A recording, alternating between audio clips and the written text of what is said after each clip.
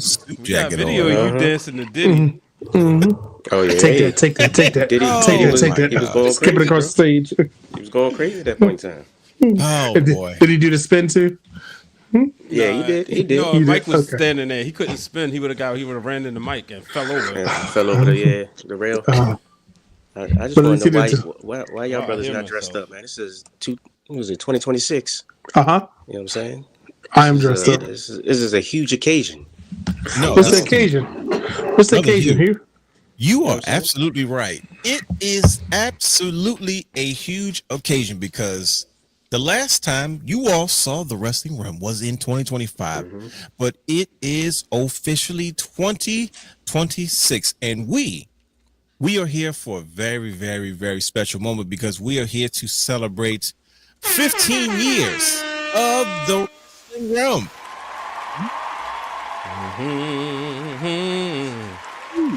Our 200th episode of the Wrestling Wrealm Now podcast. So, ladies and gentlemen, buckle your seatbelts and enjoy the ride because the brothers are back. It is officially 2026. We are celebrating 15 years of the Wrestling Wrealm, and not to mention, we are going to discuss how 2026 has already started off with a bang because we need to answer the question about why 2026 could be the most important year in pro wrestling. Brothers, we're back. We're celebrating. We got a lot to get into. Let's not waste any time. Let's get it.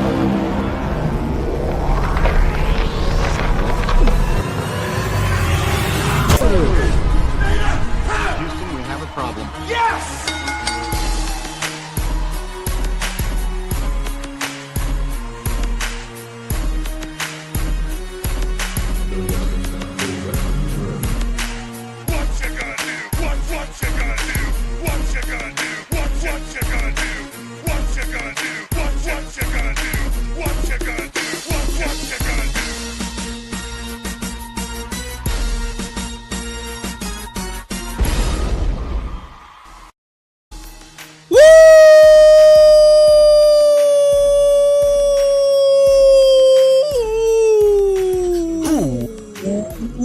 Welcome to the Wrestling Wrealm Now podcast, where we take a deeper dive into the world of professional wrestling.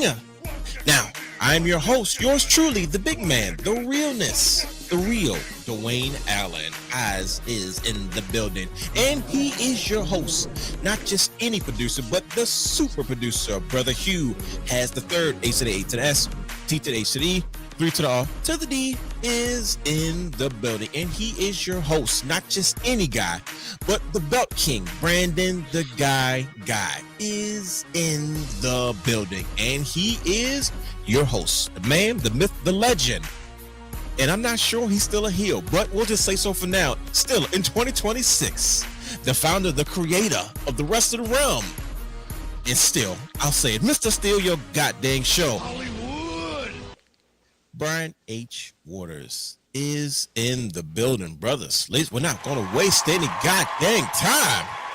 We are here and we are celebrating 15 years. 15 mother-loving years of the Wrestling Wrealm. What in the world have we been doing with ourselves all this time?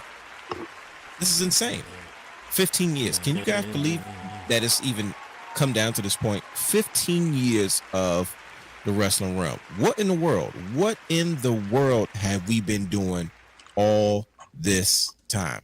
Brothers, how you guys feeling? This is it. This is a big year for us. 2026 is going to be absolutely massive for the Wrestling Wrealm. Shoot, man, I'm We feeling just seen good. it all. Feeling went good. from tapes, Mm-hmm. links, to stream, to WWE Network, to the cock. Yeah. And now we back, negative Netflixing it up. Indeed, we have definitely seen it all. It's funny. Did I because miss Hulu? Yeah, don't forget that That's was the the original home reason of how- NXT. Yeah, that's the real because they had some at that point. 2011 had better stories that was happening on the main roster. The better stories was happening down there. That That's was the absolute beginning, right? That was when Yeah. that's when Seth things Rollins, began to yes, Bo Seth Rollins was in the Dallas. mix. Bo Dallas, Big E Tour. He was coming right behind all those guys. We had Adrian Neville. It was a lot going on in 2000. Adrian Neville. Yeah, That's He crazy. cut the hair. yeah, See him on Yeah. AEW Dynamite now? yeah. No, I don't acknowledge that guy. Anyways, You don't acknowledge Pac. You know, Pac, however you say it, you don't acknowledge him. I was fine with him until he cut his hair and cut his gear. I'm like, look, I get it, but I don't have to accept this for what this is. With the Death Riders. No, He was part of Death Triangle, did Death Riders. He's just all over the place because nobody can be by themselves in AEW. Yeah, but you know who couldn't be by themselves? Me and Brian H. in 2011. We had enough of everybody's crap and everybody hiding and everybody just pretending like they don't like professional wrestling. And there was a major gap in the industry when it came to, we heard podcasts, right? It were guys that were kind of making their way into the mix. And before this was an actual podcast, we had an actual full-blown talk show. Like we sat at the table like Oprah. And we decided to have these conversations. And it's like, we don't have enough fans talking about these things from the perspective of what we call the intelligent wrestling fan, those who exemplify superior wrestling intellect. And that was us. We saw fit to get out there and say, you know what? Let's do something that has never been done before. Let's take this to a different space. And 15 years later, we are still doing that and more. Can you throw that logo on the screen? Going strong. That joint is smooth. Sure. Look at that. 'Cause 15 it's the- look at this. This is the part, right? I gotta mention this because you said it, and you said it so eloquently, right? Superior wrestling intellect, and the reason why, and more to come, more stories. But I gotta say this tonight. The reason why the real Dwayne Allen did that, because I got irritated that mofos was trying to take our intelligent wrestling fans lingo. And I said, man, we gotta change this up. And the realness said, okay, Brian H., let's calm it down for a little bit. But what does he do? He goes out and being the intelligent man he are, and he picks something that people can't say easily off the tongue because he knew they would mess it up because they didn't have the dialect to say it properly. And that's how superior wrestling intellect was born. Look, it's so beautiful. You see that? Look at this. You ain't lying. It's just Look at that. I just look at it every day. Indeed. I ain't gonna tell you what Brother Hugh said when he saw. Oh boy. It's such a fitting way that we kick off our 15th year anniversary. 15 years of the Wrestling Wrealm is absolutely bonkers, but you have no idea what we have in store. But before we get into that, it's a perfect day to celebrate once again our 200th episode of the Wrestling Wrealm Now podcast, because what most people don't realize was in year 10, in our 10th year anniversary, this was our present to us. We said, okay, cool. Things are changing. We're going to, step into a different medium that we've tried to get into before we get a chance to. But, shout out to Brian H. and, what you've been doing for so long, trying to get this going. I mean, it's going to be applause all day, by the way. When you really encouraged us to take this step into the Wrestling Wrealm Now podcast, and it also gave us an opportunity to bring our brothers on, right?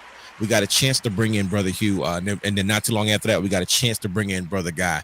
And man, it's been an absolute blast as we've adjusted to the podcast side of what the Wrestling Wrealm is and what it continues to be. It started off as a show, and then, like I said, it just kind of morphed into a brand, and we've been building and adding things, and it's a full-blown content creation organization / company, and I can't be more than happy. First and foremost, thank you, Brian H., for discovering me. I was just a guy talking wrestling in the back of a classroom, and you embraced me as a brother, and we just never stopped talking pro wrestling ever since, man. You gave me a chance to do something that I never thought that I would get a chance to do. Nobody cares about what I think and what I have to say, but Brian H. was different. He gave me an opportunity to be as long-winded as I chose to be. And I'm like, you may be the first and last person that has ever done that. And sometimes I'm sure he regrets it, but he likes to clip it off of social media. So I'm sure he's okay with it. But we've done so much, man. Like I said, I'd be remiss if I didn't say to you, brother, in front of everybody, I was saving this particularly for the show. So I was telling you, like, this is what you're gonna have to clip off of social media. Like, man, I'm telling you, thank you. For taking somebody that just loved pro wrestling, and I never thought I'd find another maniac that loved it even more than I did.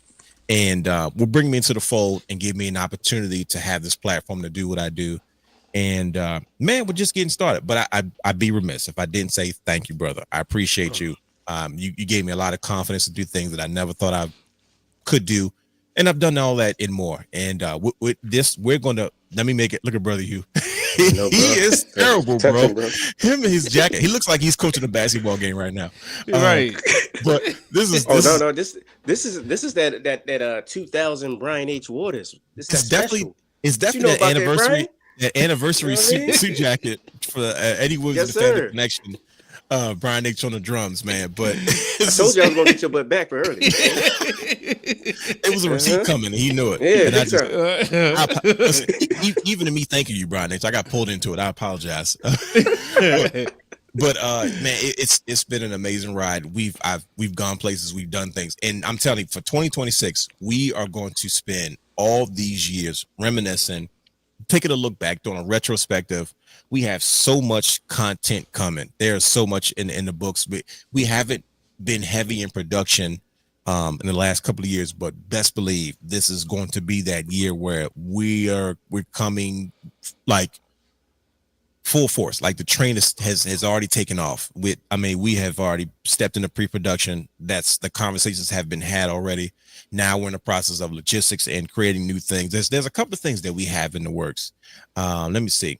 Should I go ahead and just start saying some things? So we will be doing we will be definitely doing a retrospective about the wrestling over the last 15 years. We're going to do a trivia show. We have a new video game show that is going to be coming out. It's going to be something you've never seen us do before. We're going to sit down. We're going to do a home Wrestling Wrealm home movie show where we're going to take a look back at some of the most embarrassing things that we've done in the last 15 years. But those embarrassing things brought us greatness. This is the same stuff. I'm talking about the stuff that got Brian H. hired at ESPN. For those that didn't know, I'm putting this business in the street. It's been long enough. I can say it now. Brian H., the NDA has ran out, right? Cool. But yes, I'm talking about, we're going to look back at everything from when we got started and just a timeline of all the great things that we've done. It's going to be fun to go back at. I started looking at some of the footage from before, and I was already like, you know what, this is going to be rough, but you're going to get a natural reactions to it, man. We're going to bring you so much more as far as we're going to peel back the layer. That was the one thing we said we were going to do this year. Like, okay, there's a couple of documentaries in the works. We made that announcement last year.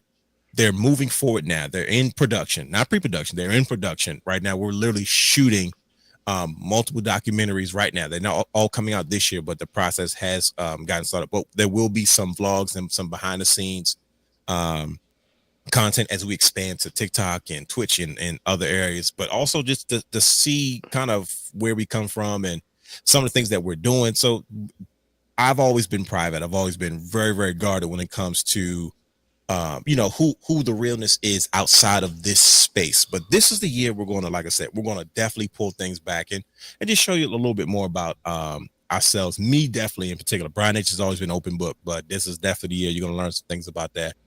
We hope to get back on the road, but one of the biggest announcements is we will be doing another season. And I shouldn't even be saying this right now, but I'm saying it so we got to hold myself to it. We will be doing another season of the original Wrestling Wrealm show. With myself, Brian H. We're going to tackle a ton of different subjects and things in true Wrestling Wrealm style. We're going to revisit a lot of conversations that we've had before, and we're going to see if we still got it, which I know that we do. But this is going to be something with a different spin, a new twist on it.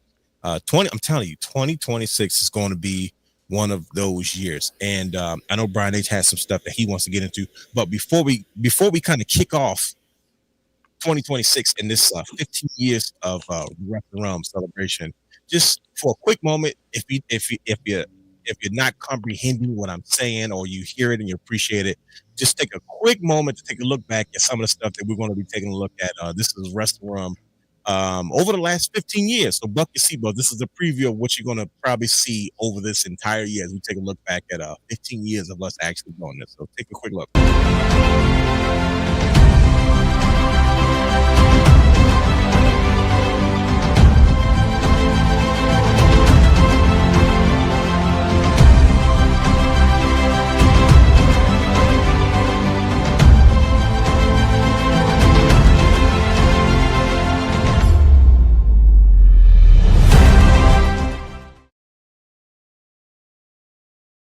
And there you have it. For those who are listening. Am I tripping? I didn't see the sweater.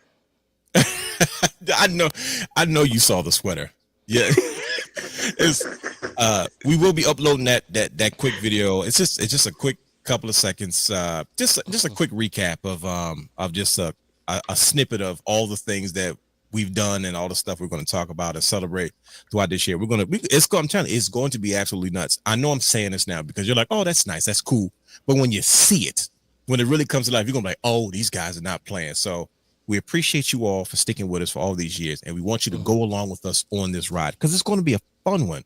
It's going to be an embarrassing one, but like I said, we're at the place now where it's like, you know what? I guess after 15 years, it's okay to let people know who the heck we are, me in particular. So, like I said, to kick that off, not only are we bringing back some of our flagship moments and flagship shows from the Wrestling Wrealm, Brian H has ceremoniously kicked this celebration of 15 years off with some new content of his own. Brian H, what are you bringing back? What are you cooking up for us to get this celebration started as far as the 2026 15th year anniversary of the Wrestling Wrealm? It's crazy, as I said, like, brother, what in the world have we been doing all this time? Yeah, that is crazy. Seemed like a day has only passed, but talk to us, Brian H. What you got in the pipeline? You know, I like to know sometimes you gotta dig back into the roots, you know, and sometimes even in the roots, you go up the middle and the core. There was a time, you know, during like the middle part before, like year 8, year 9, when I brought and introduced Wrestling for the Culture. So I said, you know, it's time to bring this show back on a weekly basis. Now, actually, I know I told you earlier I got one clip, but I actually got two, if you would allow it, Realness. Let it rip. So first one, you know, I kicked off the show with the interview with our good brother, King Coley, who is the brand new SCW Michigan Interstate champion. And so we got a chance to, we got the first interview right here on the Wrestling Wrealm. He was happy to bring that interview right here on this platform. You know, his first people he talked to after he won that title. And Trailblazing as usual. Yep. Yeah. You know, but this is a quick clip for that interview and show y'all real quick. Oh, the night you found out you were going over, and you know, were you shocked? All right, so yeah, I was very, very shocked. Like I said, I sit here and keep it solid with y'all. Like I said, I try to sit here and be like, yeah, but nah, I was very shocked. Like nothing was going on. The initial plan was for a wrestler named OVA to win, and for him to go over. Like I said, me and him was supposed to be the last two on the ladder, and he go over. I was supposed to get distracted, and then I end up going up so I don't look weak in there. So the fact is, it's like, all right, cool. But they end up pivoting and changed it because Jonte Keith and a few others was like, I need to win because, like I said, I'm selling tickets. I'm putting the brand on a different platform and everything, and I'm bringing more eyes to the product. Talk to me, baby. So. Oh boy, he hear this guy giving away information. You see that? First heard on the Wrestling Wrealm platform. This is That's unreal, bro. That's unreal. Brian The H, Wrestling Wrealm edition. You got him. You got him spilling beans. Shout out to you, Brian H.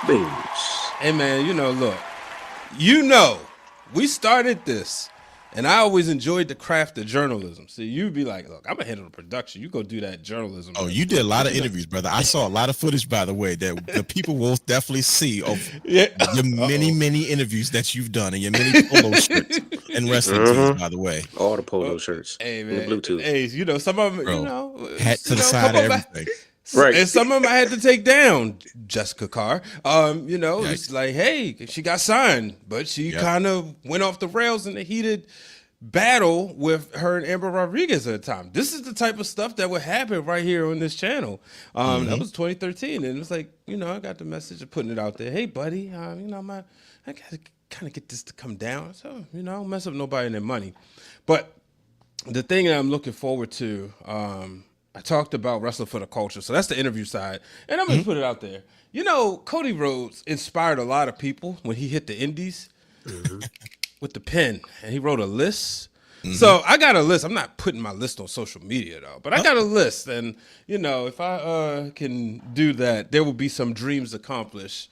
No, not no dream over, but some dreams dreams accomplished of some dream interviews that I would like to have, but we're gonna bring them back to right the here. journalism. You really take it back to 2011. Like we're going 2011, 2012, 2013. This is Brian is going back to doing interviews, and the realest back to production. We about to be in the bag. We are trendsetters and trailblazers, ladies and gentlemen, and we are going to happily remind you all mother freaking year. Shout out to D Willie.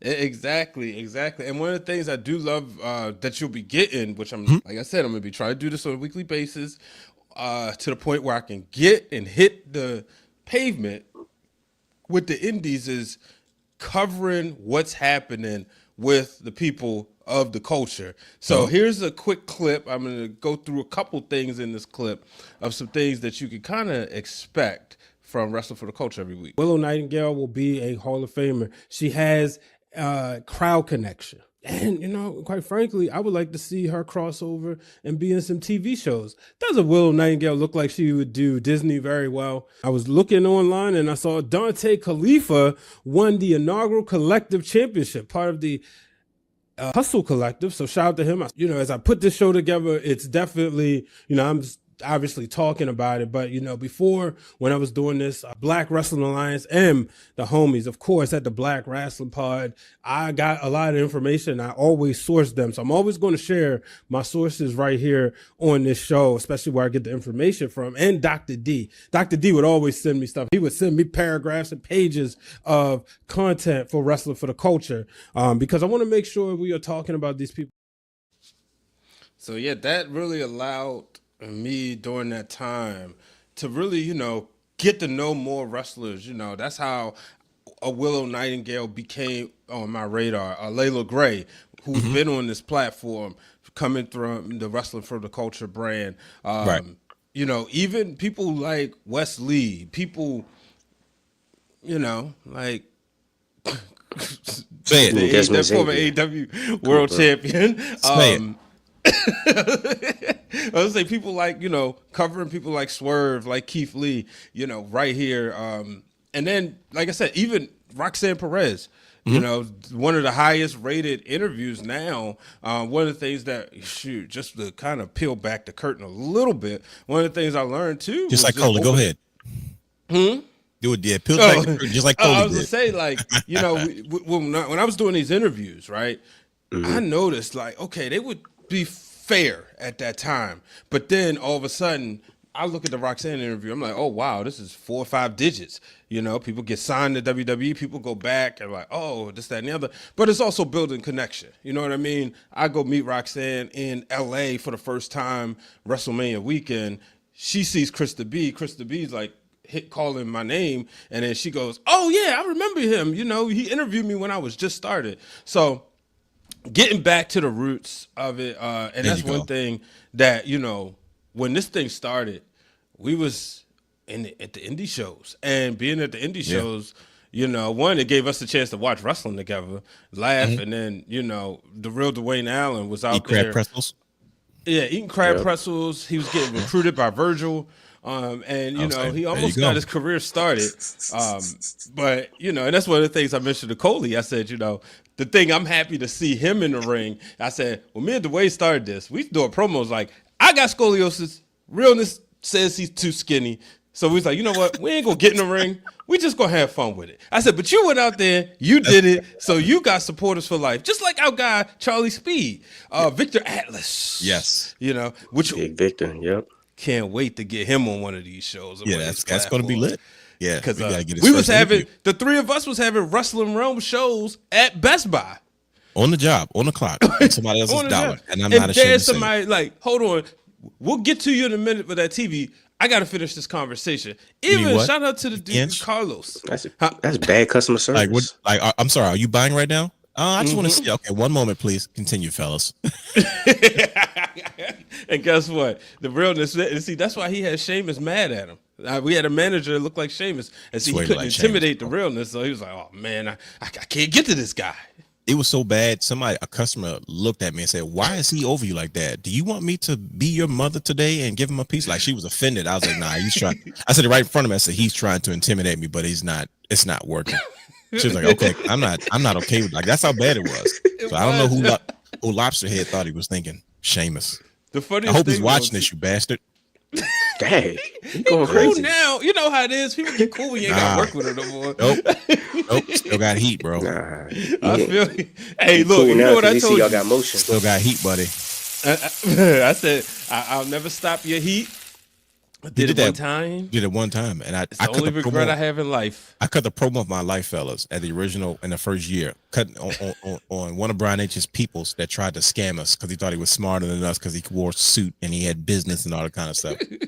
And he tried to, Fat cat. bro. I called him corporate. That was his nickname for years, dude. I'm gonna wait.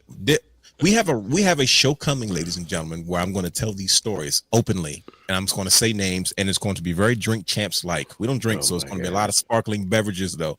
And it is going to be very controversial and tell all, but I'm going to give you a hint. This dude that Brian H brought in said, "Oh man, look, this guy likes wrestling. He's a business guy." This dude tried to copyright our name before the show even came out. He tried to charge us like $850 to do everything. Like, bro, what are you doing? Oh, he made a graphic for us, and he's like, "Oh, I got to take my 20%." I'm like, 20% of what, buddy? Like, dude was really trying to pip us like it was a record deal. I said, Luke, forget that dude. Screw him. We're gonna do this the way we want to do it. We had like 10 different meetings before we even recorded our first show. I said, no, that's dead. We'll find a place. We'll get our own. We'll dress the set. We're just going to jump into the deep, and that's what the heck we did all those years ago. And he was known as the corporate fat gat, but I will name his name is getting dropped, and I hope the clip goes viral on Facebook so him and his family can see. Like, yes, brother, I have not forgotten after 15 years what type time you was on when you tried to take the rum away from us before we even got started. But we're here to celebrate. That will be here. That we will be having those conversations for this 15 years. But I'm sorry, Brian H. You got me fired up. Go ahead.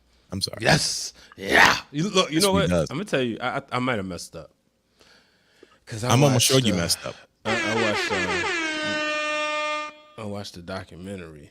What documentary? Yesterday.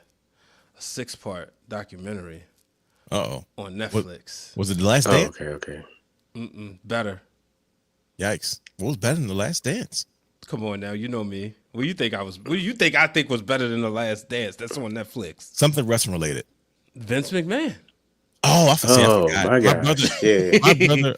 My brother trolled me the other day about that. He called me asking about a certain belt. Yeah. And I'm like, oh, okay. So you want to fire me up right now too? I got something from him too. There's a special, in Championship Culture, they had a special in there where everybody was getting their belts and they were telling their stories. Oh, wait till you hear my story. Every belt does indeed have a story, and you're gonna hear a realness story that you have never heard and seen before. I hope it breaks the internet.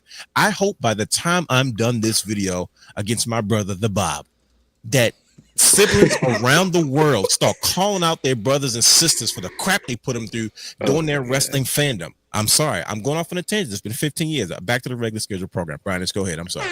There you like I said, of course you'll get the break it downs, and we're gonna make sure we put those on the podcast platform so people out there, and like I told y'all, if you still somebody like me, you listen to the podcast on Spotify, you can get the videos there as well. So make sure y'all subscribe, leave a comment. It helps the algorithm. Leave a comment on YouTube. If you hate something I say, definitely leave a comment so I can go back and forth with you, especially the real Dwayne Allen, because he'll troll you. A little bit.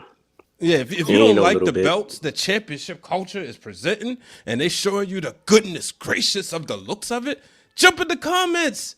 Throw the hate in the comments. Don't keep it to yourselves. Of course. We love hate. We love to address hate. That's fun. We've done it for 15 years. He said the goodness gracious of the belts. Goodness gracious. You sitting up there, well. you going through the texture of the belt, and you showing people how good it looks. Then look, if they don't like it, they need to say something. Don't just keep scrolling. Yeah, that's pointless. Express yourself. Crazy. Why did he go into Golem though? We will be expressing ourselves all year long. Like I said, 15 years is insane. We're going back to basics. We're going back and we got a whole lot of new stuff. And to your point, Brian H, there's another guy that we know that's a wrestler. I don't know if you saw it or not, but somebody, one of our good buddies made an announcement recently as well. I don't have the footage because it's a little low quality. Like I didn't want it to like distort, but I want you to go. But we know 3 brothers that are like currently wrestling right now actively. Did you see the Big O's announcement? The Big O? Oh yes, Omar, the filmmaker. Wait, that's what that video. Stop playing. Yes. Okay, I'm sorry. Omar. I didn't mean to come Omar. off like that, but that's what that Omar. video was. Bro, Omar is a professional wrestler. I couldn't tell. I saw it was Omar's page, and I was like, "Yo, who's the Big O?" And I'm looking, and I'm not saying his name is the Big O. I'm saying that's how I'm describing him. No, And I that's was his like, name. "Is that his name? Is that what he No, called I'm himself?" just saying. Okay, but I'm looking at him right, and I'm like, "Yo, this dude, mind you, this guy is he did something very similar to what Brian H did in 2000. What was your first Mania? You and Brother Hughes' first Mania? 28. 2012. 2012. And he also took a road trip to WrestleMania. He was doing the same thing. He was putting together a documentary. I don't know if his ever came together because I know he had a lot of issues with logistics and stuff like that. Because if you think Brother Hughes' hitchhike story to Tennessee was ragged, you ought to hear what his Omar's story to WrestleMania. But he was another avid wrestling fan, and I knew him as a filmmaker. He's always been trying to put together, film projects and, all these things. And then he just makes this random announcement. Maybe it wasn't random. In 2026, like, hey, the cat's out of the bag. Dude has been wrestling. Like he put on a bunch of weight. Like he bulked up. It's not really defined yet, but I'm like, oh, he's bulking up. He's trying to. And he has a compilation of all these moments. And I'm like, he's been wrestling for a while now. And he doesn't look bad. I'm not gonna lie to you. I have to see this. And what I mean by he doesn't look bad, he's got me going, I think I could do that. I'm looking at everybody else and I'm like, I don't know, fellas. I'm starting to feel a little froggy again. I've been hitting the metal. And I'm like, well, he's doing it, and that one's doing it. Wait a minute. And he's already a world champion already. And I'm like, man, the weekends are calling me. But I don't know. I'm just saying.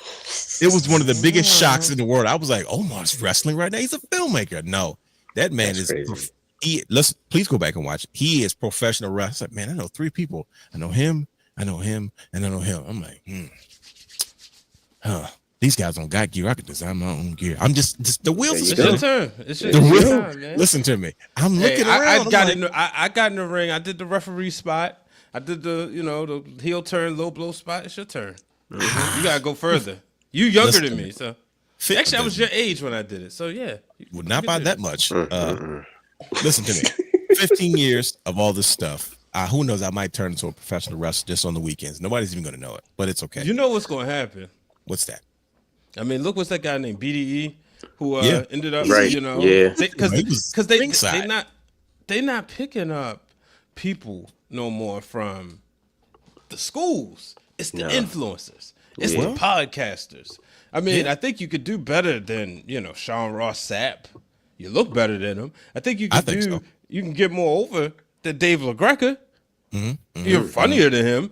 That's true. I mean, I am a rather funny individual, although many people hate to admit it. I think I could piss a lot of people off too. I don't know. Yeah. You had the perfect story years ago. You against Cody Rhodes.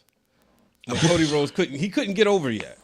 Yep. You was going the way you had the story written out, it would have got him over. He figured it out, but then I wanted to steal that gimmick for myself. But I had to be a star in WWE first. Which wasn't going to happen. Right. That's terrible. That's not nice, Brian H. You out of all people be the first one to be like, hold on. I mean that no respect. But I mean, I know that. But at first, I just said I thought that's the way you was about to go. That was Moose in TNA. That doesn't count. But like I said, 15 years. It's going to be a lot of this, ladies and gentlemen. I don't know if you listen to that. That's right. Oh, snap! Shout out to B, my cousin Brandon on the beat. Wrestling Wrealm thing. Is this the first one or the second one? Took that joint. Is this season one? That's the original one, ain't it? Yeah, that's the original one. That's the original. Oh, yeah. We had one for season 1. We had one for season 2. So the funny thing about that song, one day me and my cousins called songs rapping. I'm not gonna do the rap, but I remember the words. You were freestyling over the Wrestling Wrealm theme? It was before. It was 2009, summer 2009. So my cousin was trying to create a MySpace page, and he had all these beats, and he was trying to just get them out there. So I made the MySpace page for him. So I was like, "Yo, can I use these?" He said, "Yeah, go ahead." So I was just using them, and then I used it on some of the song, on like the videos. And I remember when we put this out, the first one, he said, "Oh, yo, there go that jingle right there." This one is nostalgic. Every time I hear it, it's funny. It's the crazy part is, when I hear it, I cringe a little bit because I know what's going to follow as soon as you hear the "Hello, ladies and gentlemen," and it's a lot of fuzzy footage. There's a lot of hats cocked to the side. There's a lot of polo shirts. There's a lot of wrestling magazines on the wall. You can be embarrassed by that footage all you want. I'm proud of it because it got you a job at ESPN. I was shocked. I said, "Huh?" Yes, because you know they loved our stuff, right? I'm like, the stuff we did in my mama's basement. Are you sure? Yes. Because people did not realize, like people was not. I hate to say, you know, I have a lot of pet peeves in podcasting, right? I hate superlatives. Like I hate when people say, "Oh, you're listening to the number one, the hottest, the best, this, that, and ever." Where's the proof? Hey, that's crazy. That's crazy. Oh yeah, that's crazy. Your favorite, you're roaming the airways. It's your favorite show. No, you're not my favorite show. You're not the best. This you didn't believe in me. Ain't nobody doing it like us. Well, you know, I'm just here to say, ain't nobody out there like us doing it like this each and every week. I hate all that stuff.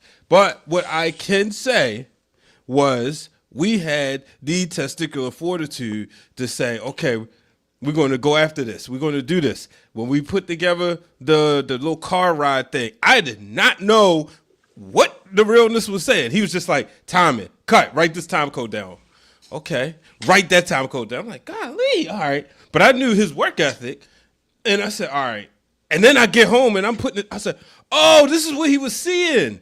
But see, that's called trusting. You know, and we had only known each other at this point just like 2 or 3 months. But I knew from watching the way he moved to school, he was OCD with it. And I was like, okay, I can work with this guy. And that's the reason why that stuff works. So when I look at that stuff, I think about, man, I wish we would have had this equipment and that equipment and this computer. That was always coming from me. Brian H believed in everything. Like, nope, we don't need that. And I'm like, are you sure, bro? We don't got but I knew, because you got to understand, coming from sitting in the kitchen with my cousin before he decided to go. I can't wait to talk about that. That's going to be fun. Yeah. We're name dropping everything. Before he decided to, you know, save it for the special. Get crazy. Yeah. It was like, okay, this is fun. I'm finally talking wrestling. I've always wanted to be in sports announcing and broadcasting since the third grade. I'm like, finally get to do this. But now I had to, when somebody tells you pump the freaking brakes and let's do this the right way, it make you respect them. It's like somebody respectfully hit you in the mouth and say, I'm hitting you in the mouth because I believe in you, but you're not going to put out shit. Excuse my language. But this is how I had to get it out. So when you work with the Real Dwayne Allen, I remember the first time anybody think they get a realness call. Let me tell you something, buddy. I've had the worst of them. Yeah, Brian, I've had the worst. I can't wait till we see some of the projects that I had special comments about. That's gonna be. I'm telling you, the home movies is gonna be insane. Go ahead, Brian. But when somebody says no, and you got this idea, and you think you going to the top, yeah, we go to the no, we didn't do. I'm like, okay, let's do it. Not, man, I don't want to work with him. It's like, all right, cool, you stunned me. You got me. Now you better bring it, because if you're making me stop and I'm going to go follow. All right. Oh, shoot. Wow. Okay, I'm glad we did it that way.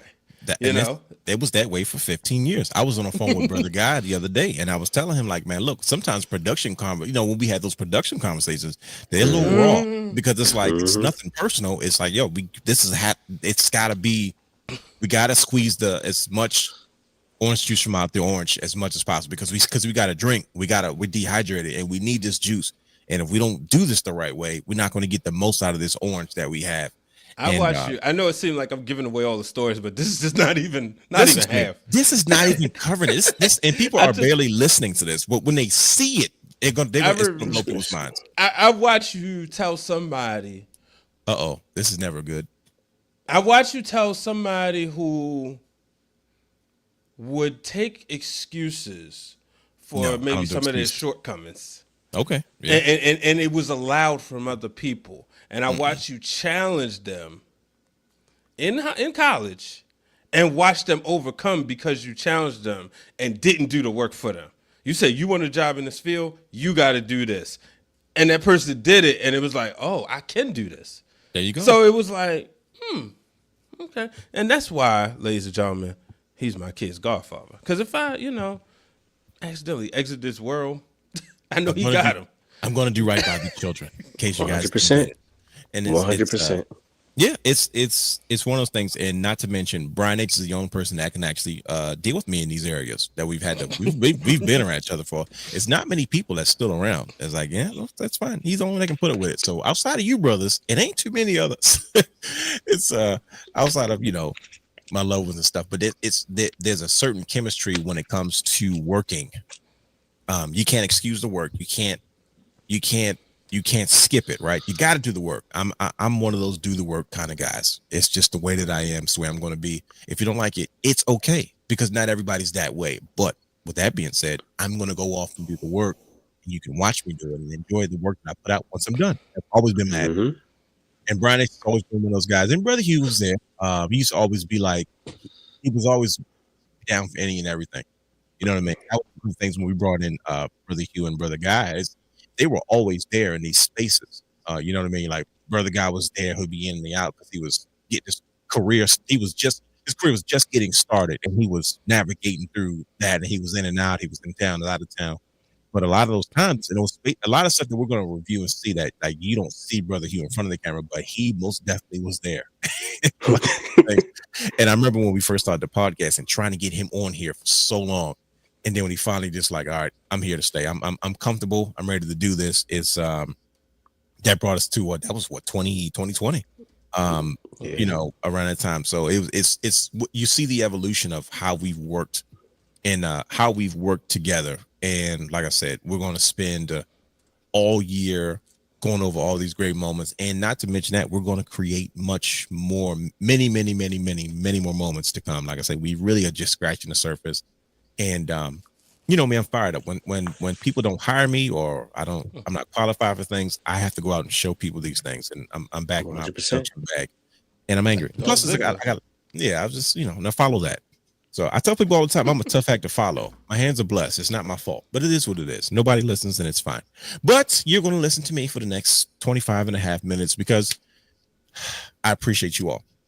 So once again, thank you for joining us, celebrating the 15th year anniversary. But we are here. This is episode 200, and we do have a job to do because the brothers are back. So if you're just tuning in and you've been hearing us banter about the last 15 years, it's because, yes, we are celebrating 15 years. But once again, there is a show tonight because we're going to talk about why 2026 could be the most important year in pro wrestling.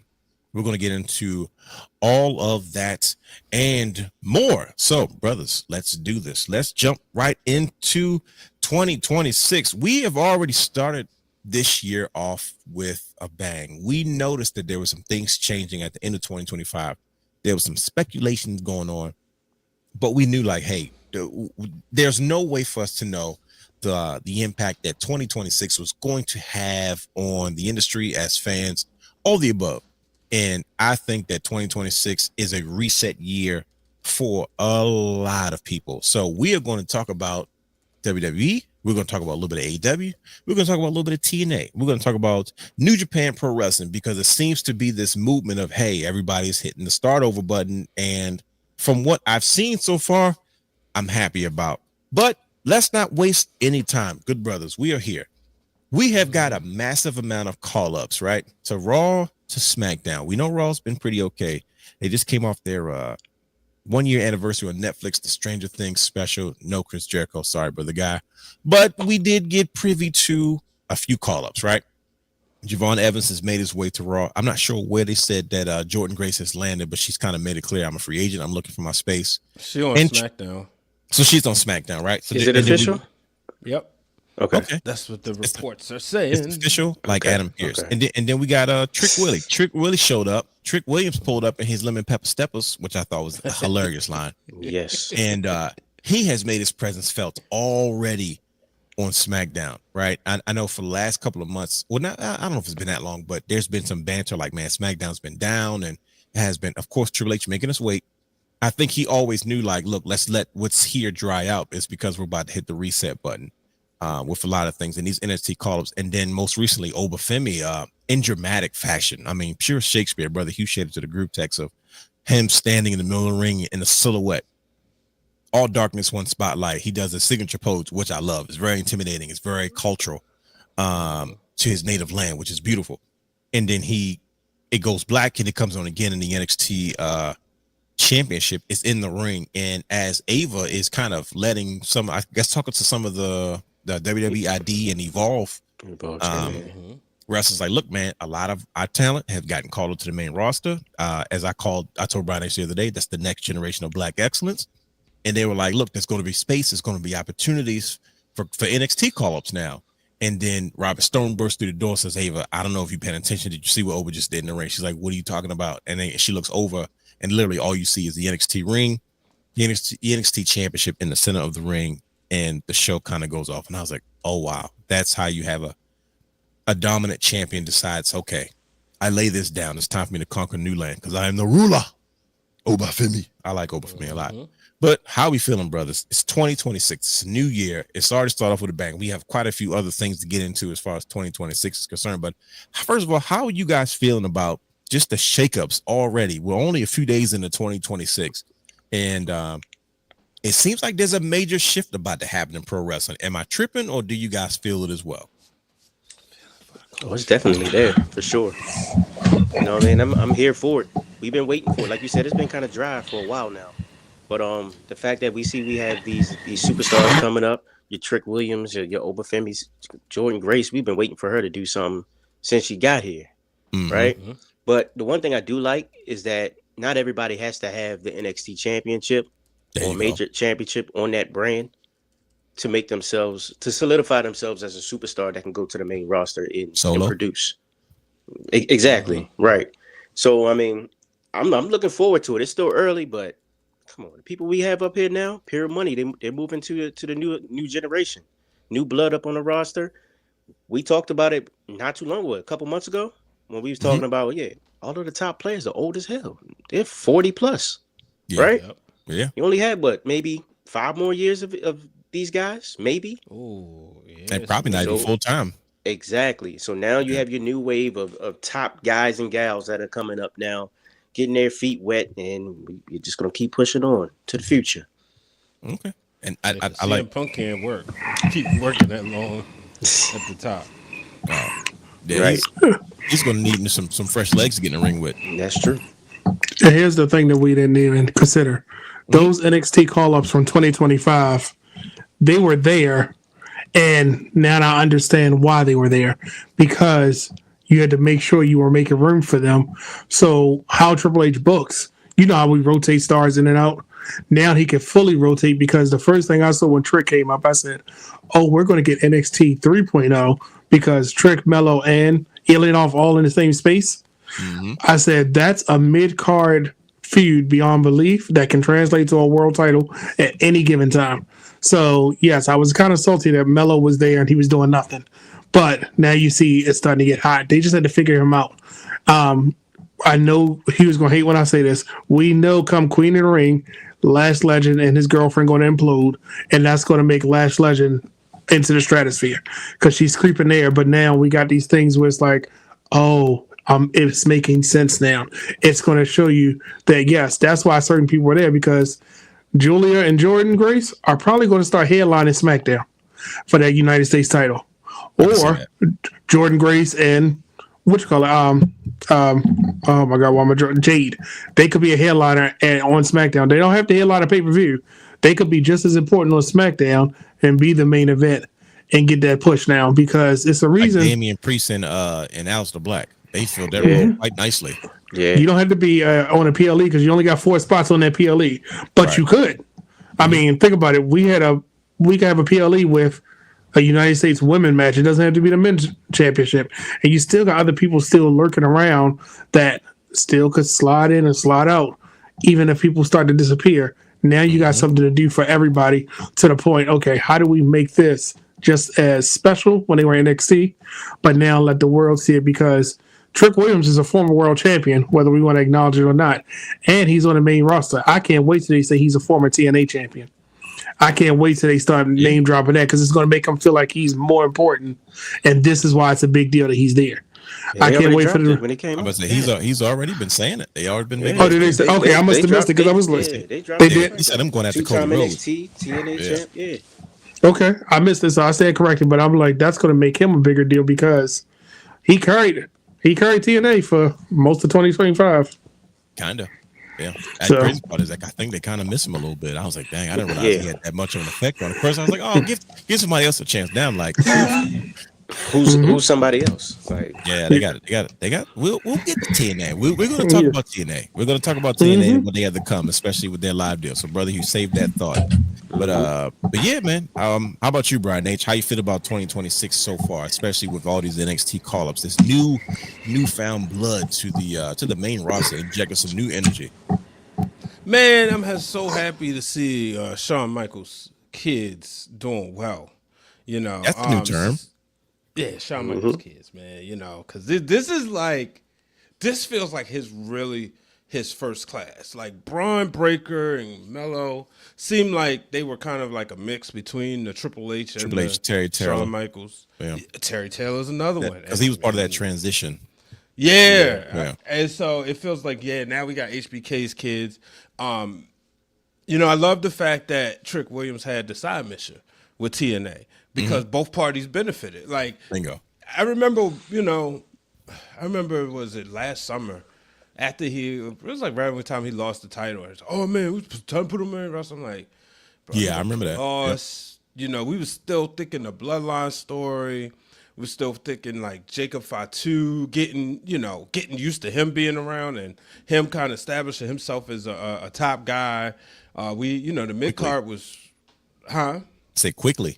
Yeah, Judgment Day was doing their thing. You had all these feuds, Gunther, Sami Zayn, and I was like, man, Trick gonna get lost, but him going over there kind of like, still, because like getting his reps. He was still green. He was still somebody like he has the look of a star.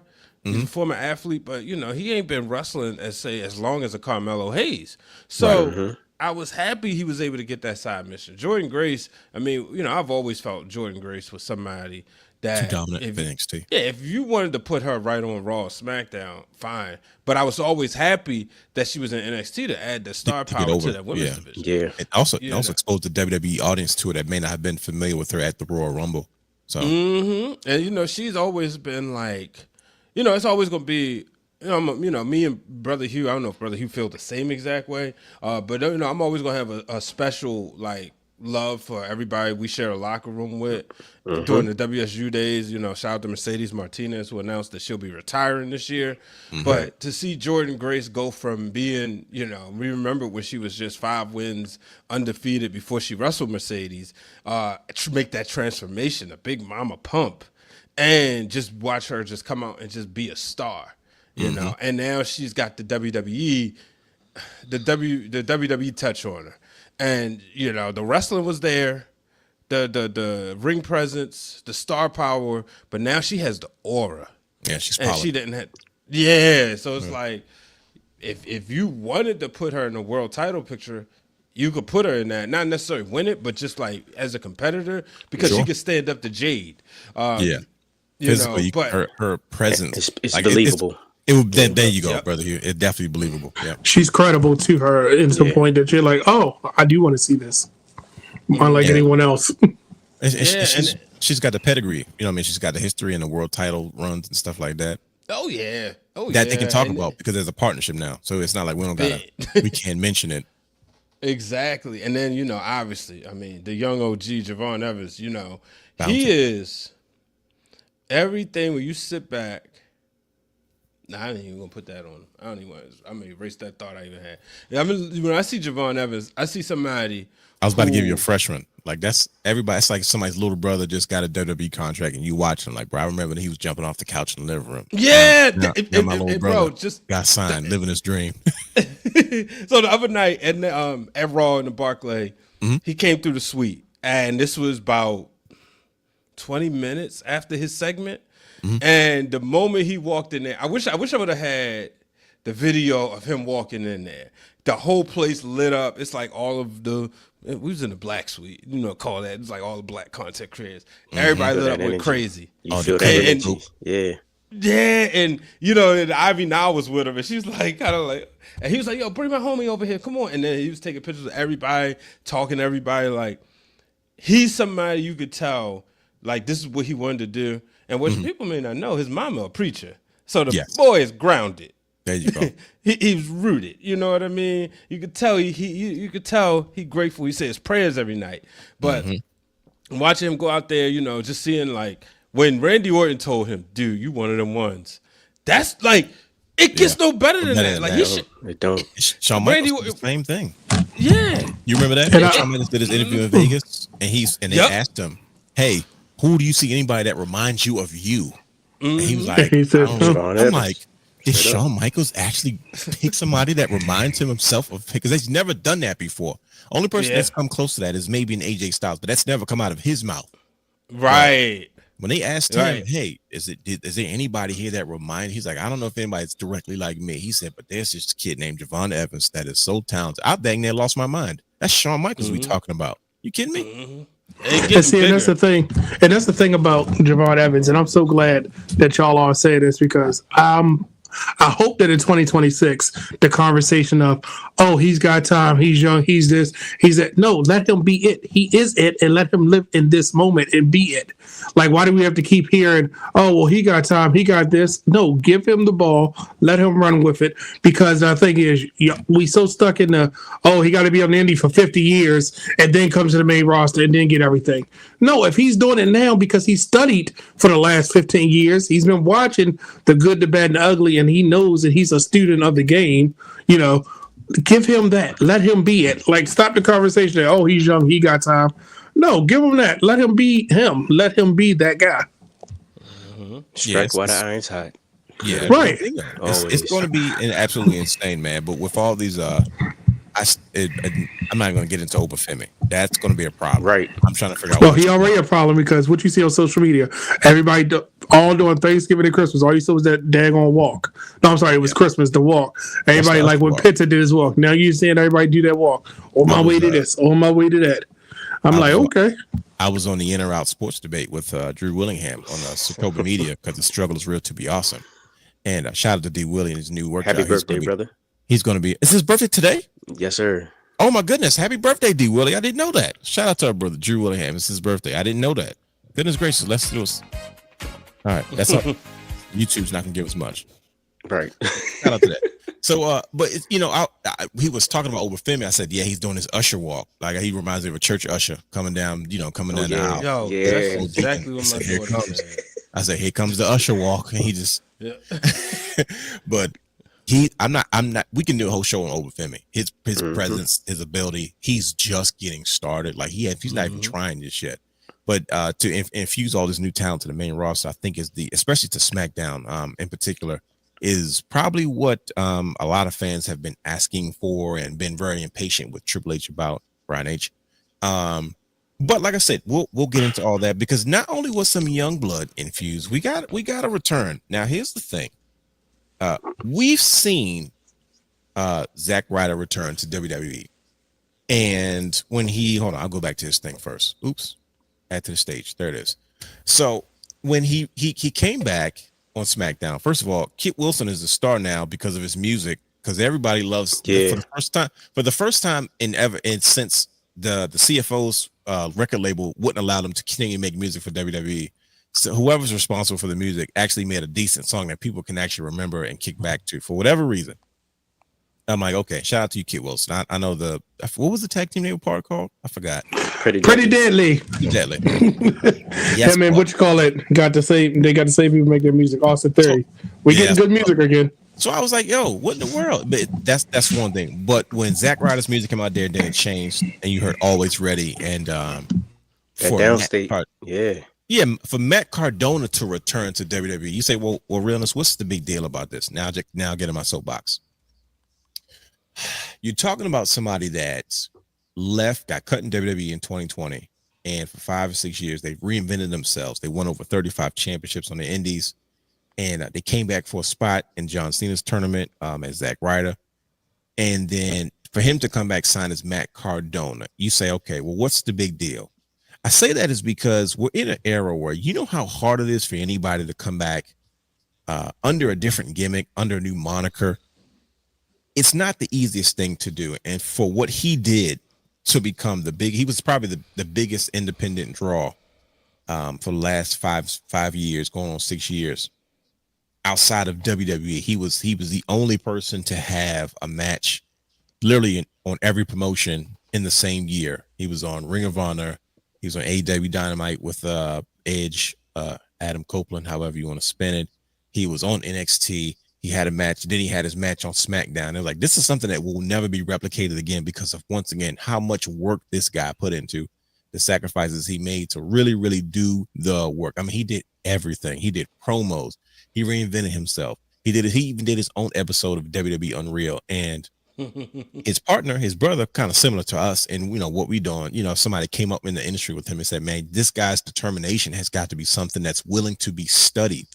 Because instead of saying, woe was me and blaming people, like he went out there and he did something about it to the point where he created a brand new entity that WWE said, okay, we're interested in who you are now, not just what you used to be for us, because that's old, but this is a fresh start. You've done enough on your own for us to say, hey, we want this again. It happened with Cody Rhodes. It happened with a lot of people, but to go from literally one gimmick like Zack Ryder to just being yourself and always ready, Matt Cardona, is something to be studied. And to me, it shows a shift in how the WWE is looking at things. Yes, he is 40. But when you understand what his position in this company will be, you're like, okay, this makes much more sense. It's because this guy is an established brand. He is he's a merchandise seller. He has his own community that's not going to be touched. So he has his own people. He's not going to get lost in the sauce anymore. If he were to get cut today, his audience is still going to be just as big because now he went out and he created his own community. Now he has his own group of people. Like we thought his fan base was huge before. It's just as big and probably bigger now. But for him to be able to do that is really, really difficult. But it shows like, okay, cool. I think he said he signed his deal maybe Thanksgiving, but first of the year, boom. Matt Cardona he did enough as himself, reinvented himself. He built his own characters, got his own rights, his own IPs, and now that's what WWE is paying for. It's just simply amazing to see. I don't think we've ever seen anything like that before. We've seen maybe Drew Galloway, is anybody else you guys can think of that literally was able to do that and really come back bigger or better than you were? And I don't know if he'll have the same run. I doubt it. He's tribal chief. Oh gosh, lower. That's true though. Brother, brother guys kind of got a point on that one. Yeah. he got a really good spot. He's got a really good spot in the MFT. 100%. Yeah. But nah, it's amazing to see that this is what 2026 is already giving us, man. He's already in there, kind of making his mark be known. But it's not just in WWE, right? There's a shift going on everywhere. We just finished up with Wrestle Kingdom, right? New Japan's biggest show, and we just got the retirement of Hiroshi Tanahashi, the ace of New Japan. Shout out to Corey Graves that name dropped him on Monday Night Raw when they when Io and Asuka and Kairi Sane were all in the ring in Rio, and it was clearly a tribute to Tanahashi. That I'm not sure who did it, but I remember he said it was Io with the overhand slaps. Okay, and he was like, shout out to the pioneer of this style of the business, Hiroshi Tanahashi in his retirement. I was like, man, I love the fact that they gave him that much respect. But everybody knows that him retiring was a big deal for New Japan Pro Wrestling, and it was he got his last wish, which was to sell out the Tokyo Dome one more time, which was an amazing thing for him to do at the top of the year. Is to be able to once him and Okada got in the ring and did what they did. But before we got to that match, we had the IWGP World Championship with Takeshita. Takeshita and the new IWGP heavyweight champion, Yota Tsuji. Now, Yota Tsuji has been like the next big thing for New Japan. New Japan is also about to hit this new resurgence. They have set the organization. There's a lot of people that's there that's probably not staying. I don't know the logistics of what's going on as far as New Japan is concerned, but I do know that Tanahasi is the president, and they are trying to start a brand new generation of, hey, let's start this next chapter of New Japan Pro Wrestling. And one thing that Yota Tsuji did when he was also the global champion as well. One thing he did was when he won the IWGP World Championship from Takeshita, who was an AEW contracted star. But because of the partnership with AEW and New Japan, this was able to happen. But we knew at some point a New Japan talent was going to take over. One of the things he did was, and this might be complicated, so follow me because I want to hear what you belt people have to say about this, is that he vowed to bring back one of the most beloved championships of all time, which was the IWGP version 4 heavyweight championship. Now, this is where things get a little bit complicated, because this is why I said this resurgence is happening around the world. This is why I said 2026 it might be one of those years. So let me break this down. At the press conference, when Yota Tsuji had his new, apparently the new the butterfly or the wing IWGP championship that we saw was considered the IWGP. I think the IWGP World Championship, something like that. But they said, this is how they broke it down. I'm going to read the press release. It said, to create a new world, we must cherish the history of New Japan. The revival of the IWGP Heavyweight Championship has officially decided, with Tsuji becoming the 87th champion. The World Heavyweight will be disbanded and the IC Championship is sealed. So do you understand what they said? What they're saying was when they merged the Intercontinental Championship and the IWGP Heavyweight Championship, it became the IWGP Heavyweight Championship or something. No, it became the IWGP World Heavyweight Championship is the butterfly belt. So when they reverted back to just the IWGP Heavyweight Championship, they took the world out of it, and now that lineage restarts there. But they stopped the lineage of it's not going to bring back the Intercontinental, because the Intercontinental was merged into the World Heavyweight Championship. Does that make sense?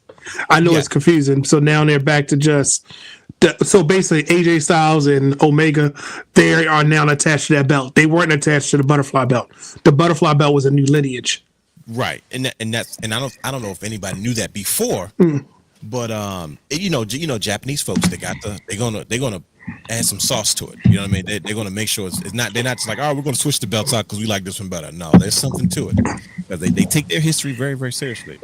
But yeah, it says Yota Tsuji is officially the 87th IWGP Heavyweight Championship as he combined the lineages of the IWGP Heavyweight and the IWGP World Heavyweight Championship. Meanwhile, the IWGP Intercontinental title is officially retired, as Tsuji does not believe that this and the global title is the same belt. Nope. So to me, go ahead, brother guy. No, I was gonna say, and it's ironic because when Kota Ibushi was recognized as the first World Heavyweight Championship, that was quote unquote the lineage start point. So it had people in the uproar because it was like, what about the other belt? It was like, no, that just stopped with that. But now it's like, no, we're gonna restart it now. So that's a good thing, and that's part of the reason it's so significant that this belt is back, because now all of that lineage has been restored. So technically, it's not a V5. Well, it is a V5, but now he's back to V4. So you can call this V6 because it looks a little bigger. You know what I'm saying? Maybe because he's just small. I get what you're saying, brother. He was like, well, technically, if it's something different, that should be. I mean, I guess maybe us collectors refer to it as V5, but in I guess in lineage, it was technically V1 because that was the first IWGP World Heavyweight Championship. Okay, but yeah, it's a confusing thing. There's an obvious separation of the championships, but how do you guys feel about now? We found ourselves, we all fell in love with New Japan on the Ring of Honor New Japan partnership, right? And that's when we got exposed to the land of the rising sun. That's why I fell in love with it. Like it made me go back and see what's going on it, and just watching old stuff and then watching the new stuff. And of course, right in the smack dab, AJ Styles leaves TNA and Bullet Club, and the rest is history. And once again, also, by the way, there is no Bullet Club for the first time in 13 years, I guess it was. They said there's no active Bullet Club because apparently there are some War Dogs still left over, but the remaining group of the heart and soul of what was the Bullet Club, they are part of a new faction called the Unbound Company. But this is, to me, is symbolic to, hey, one, Tanahashi is going out of his way, and I don't know if it's his decision or not, but he's the president, so I'm assuming he has something that he sealed it and was like, okay, we're giving the fans what they really want. Let's give them what a real champion looks like. But this is someone that is proud to carry this banner. He was very outspoken about other talent not in New Japan holding. He is not a fan of the AEW championship partnership because he felt like it doesn't benefit them. It's been benefiting AEW more than it's benefiting New Japan. But I don't agree with that because look at all the stars you had at Wrestle Kingdom. Because they could have said no, like WWE said, but it's right.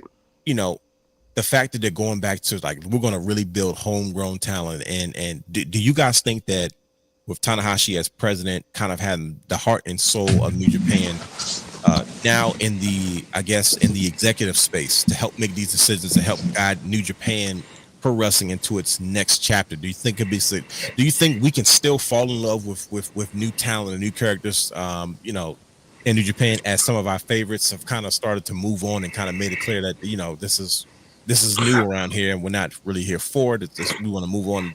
I think when your boy popped up, Brother Hugh, what's his name? When Tetsuya Naito, yeah, he made it clear, I may not ever be here, but I will see you down the road someday. And I hope that it's here. You know what I mean? And I was like, okay, that sounds like he might be on his way out the door. I don't know. But see, I think he's going to do what everybody, I hate to say this, he's going to be the Triple H for New Japan. He can now focus on just the company side, and he can actually build it because he was there in the trenches. He know what works. Heck, he built most of the stars that we're praising today. Yeah, he's the John Cena of New Japan for wrestling. I don't care what anybody says. There's nobody. It's like Antonio Inoki, Tanahashi. Yep, and he knows exactly what New Japan at its height looked like. Mm-hmm. So now he knows, how do I get it back there? Kind of like how Scott D'Amore did for TNA. You know how he was like at its worst. Remember, he was like, they were in bad shape when they had the same problem WWE had in 2025 when The Rock and Austin and all them left. They said New Japan had the same issue. Mm-hmm. I think he's going to fix it. He's going to be like a combination of Scott D'Amore. He's going to make it so that New Japan has their place, like they always had. And at one point we always knew this was New Japan. It was there. It was good. It was this. You knew what to expect. Unlike recently, it's like, oh Lord, what is going on in New Japan? I think it's going to get stable, and it's going to get back to the point. It's like, oh, those are New Japan stars. Okay, this is because even with the women, I think that he's going to realign that because it seems like that it's been a little bit all over the place too. They never really had their own division when they introduced their belt. And because remember, they got two belts. They got the Strong and the IWGP Women's Championship. And it felt like it's always been just a stardom person passing through to get that belt. So I think he's going to do a lot more focusing on them. Yeah. So who's who. So that way when something happens, like Shinsuke comes to WWE, without a shadow of doubt, he was a New Japan guy. Or, hey, I left this company. I'm going to New Japan because that's where I need to not reinvent myself, but that's why I need to home in on my talent and make a name to come back. Yep. That's what Andrade's doing since I know he had some legal issues, but I don't know if he's technically in AEW or he just can't show up on AEW TV. But he showed up tonight. He showed up tonight. He showed up tonight, back with the Dark Ellis family with all 96 of them. So he probably got his legal stuff situated then. Yeah. But how you guys, brother guy, that was definitely quite a bit. I know that's a lot for those that may not be as familiar with New Japan. You know what I mean? Do you guys think that Tanahashi can actually get this done? Can he create? Because I'm gonna tell you right now, from what I saw, I was like, okay, for the first time in a long time, you've got my attention for real. You know what I mean? Like, okay, this looks like your brand, not just making new stars, but you're branding new stars because Yota Tsuji looks like a star. And I mean, of course, he's got a long way to go, but just his presentation, how they look at him, how he's being treated. I'm like, this is how you built other guys before. And it looks like you're going back to this. But he looks like a New Japan star. He looks like he belongs there with that championship. As a flag bearer. Yeah, he looks like when you think about, okay, who's the champion? Oh, yeah, that's what I think about when I see New Japan. Not because of his, like, he just looks like he fits that mold. And then, okay, when he gets in the ring and he's across from somebody, you're like, all right, this is somebody I can get behind. Yeah, I think this is it. I think I told you 2026 might be the most impactful year in all of pro wrestling. I think there's a paradigm shift going on with everybody. But yeah, you was definitely talking about it before. Like they needed this move, and we're right at the perfect time now. He just retired, like you said. He can just focus on just the corporate side of things and just really hone in on who's your top stars. How can we rebuild New Japan and not really need the help of AEW as much? You know what I'm saying? So it totally makes sense. And New Japan, they've made it clear they're continuing with their expansion. They're trying to branch off into other spaces outside of just Japan. Like, we're trying to go to the rest of the world. So yeah, it's interesting to see, man. We haven't always been privy to see like the next versions of what's hot. You know what I mean? Because New Japan is either up or it's down sometimes, but it's been that way historically. You know, I'm like, wait a minute. I think we might have a rare opportunity to see, hey, this is about to be the new era, because we came in on the back end of it. By the time we got it, it was already established, but then it got hot. Like, that's when we really to me, I think we saw that as hottest between 15, 16, 17, 18, COVID hit. And I think that was kind of like the rebuild, you know what I mean? But yeah, man, let's move on to AEW. Let's not say mean things, fellas. Let's say nice things. Willow Nightingale got 2 titles. That's the only I knew nice you was going to thing say coming that. from me. I knew you were going to say that. I knew that. That's why I knew Brian Ace was not going to say anything mean, because Willow Nightingale has 2 championships. I knew that for a fact. But MJF is the champion. He is he's back as AEW champion. Our good brother Mark Briscoe is the TNT champion. The unified title that brother guy has on his shoulder has been de-unified. I'm assuming that's what we're calling it, because John Moxley is officially the Continental champion, which is also weird. And then Kazuchika Okada is still the AEW International champion, from what I perceive. And of course, Brian is his favorite wrestler, Ricochet, is the NWA television champion. I'm so glad you said that. Which one is he? Realness? Are we optimistic, fellas, about AEW in 2026? No. All right. Well. No. I'm going to just say no. And the only reason I'm going to say no, because nobody can be by themselves. And I'm going to say this. I'm optimistic about their pay-per-views giving me great pay-per-views. I'm not optimistic on the weekly shows, because even when I tried to watch them from a standpoint of what's going to happen, it's not hitting like it used to. To me, anyway. I just don't feel like it's hitting. Anybody else? Positivity? Anything? Yeah, the Mercedes crash out, man. Like, watching That's her good. come out there Told today. You. The rise and the fall. Yeah, with the cake and stuff. And for the first time, my daughter actually watched Mercedes. Oh, wow. She wasn't for no Mercedes. She was a Sasha Banks girly. Yeah, like she came out and she saw Willow. Now, it also helped that we was in the library and she saw one of the PWI magazines. And, I put over Willow. And she's like, wait, Daddy, that's the girl you was telling me about. I said, yeah. So she was like, all right, they got cake. That's interesting. So that caught her attention. And then Mercedes comes. She goes in another room. Then Mercedes comes out. She comes back because she hears the music. So now she's like, all right, what's going on here? And I'm waiting for Mercedes to get that AEW World Title. Like, Chris Statlander, cool, but we got to have a heel. Like, you got 3 babyface champions, which is cool, but how long is that gonna last? So is MJF a babyface, or is he? No, I'm talking about in the women's division. In the women's division. Okay, so you just got you. So you just talking. MJF is going to be interesting. Because what I'm looking forward to seeing is what happens when Bobby Lashley gets back. Do they run that back? And I know Bobby may be like, I don't want it, whatever. I think the lineage. He's lazy. Bobby Lashley, like, I can't just hang around and get paid, bro. But y'all gonna act like Bandito isn't the number 1 contender for it. Okay. I'm not acting. I didn't know. Okay. It's like, I'm just saying that was a weird choice. I was like, okay. I mean, don't get me wrong, I like Bandito, but I didn't expect him to be. Bandito's been a new star for 10 years. Come on now, he's been. I mean, okay. You said positive, right? I will not tolerate any AW slander because AW has finally given us a decent Hiroshi Tanahashi farewell figure for his retirement. And I am still grateful to AW and Jazzwares because I heard that license is up in 2026 anyway. So I need to get all these leftover figures that they have given me, some of the best action figures that the world was never going to give me because there was only one wrestling company. So this is why I have an affinity to make sure that we speak positive about AEW. I'm looking. Me too, because they keep producing belts. I'm looking for just lots of belts. He's clearly a belt guy. You should probably try to invite Tony Khan for championship culture because he there's no way in the world he's not a belt person if he's not always just like, we need another belt. And then he gets rid of it and he goes, okay, we just need another belt. What are you doing? We're getting rid of this belt and adding another one. Mm-hmm. Don't worry, he's gonna have another belt in 2026. He's got to have another one. I'm almost sure of it, but it's fine. I like AEW. Thank you for that Tanahashi figure that we're going to get from Jazzwares. I appreciate that. TNA Wrestling. TNA is about to debut live, by the way. It was on Thursdays on AMC. They're already showing commercials. The Hardys re-signed with TNA. There's a couple of familiar faces there. I missed that. Yeah, I think Matt Hardy kind of said it, was like, hey, re-sign with TNA. I don't know for how long, or I don't know if it's an extension, well, to what degree, but are they still doing their 6-month contracts?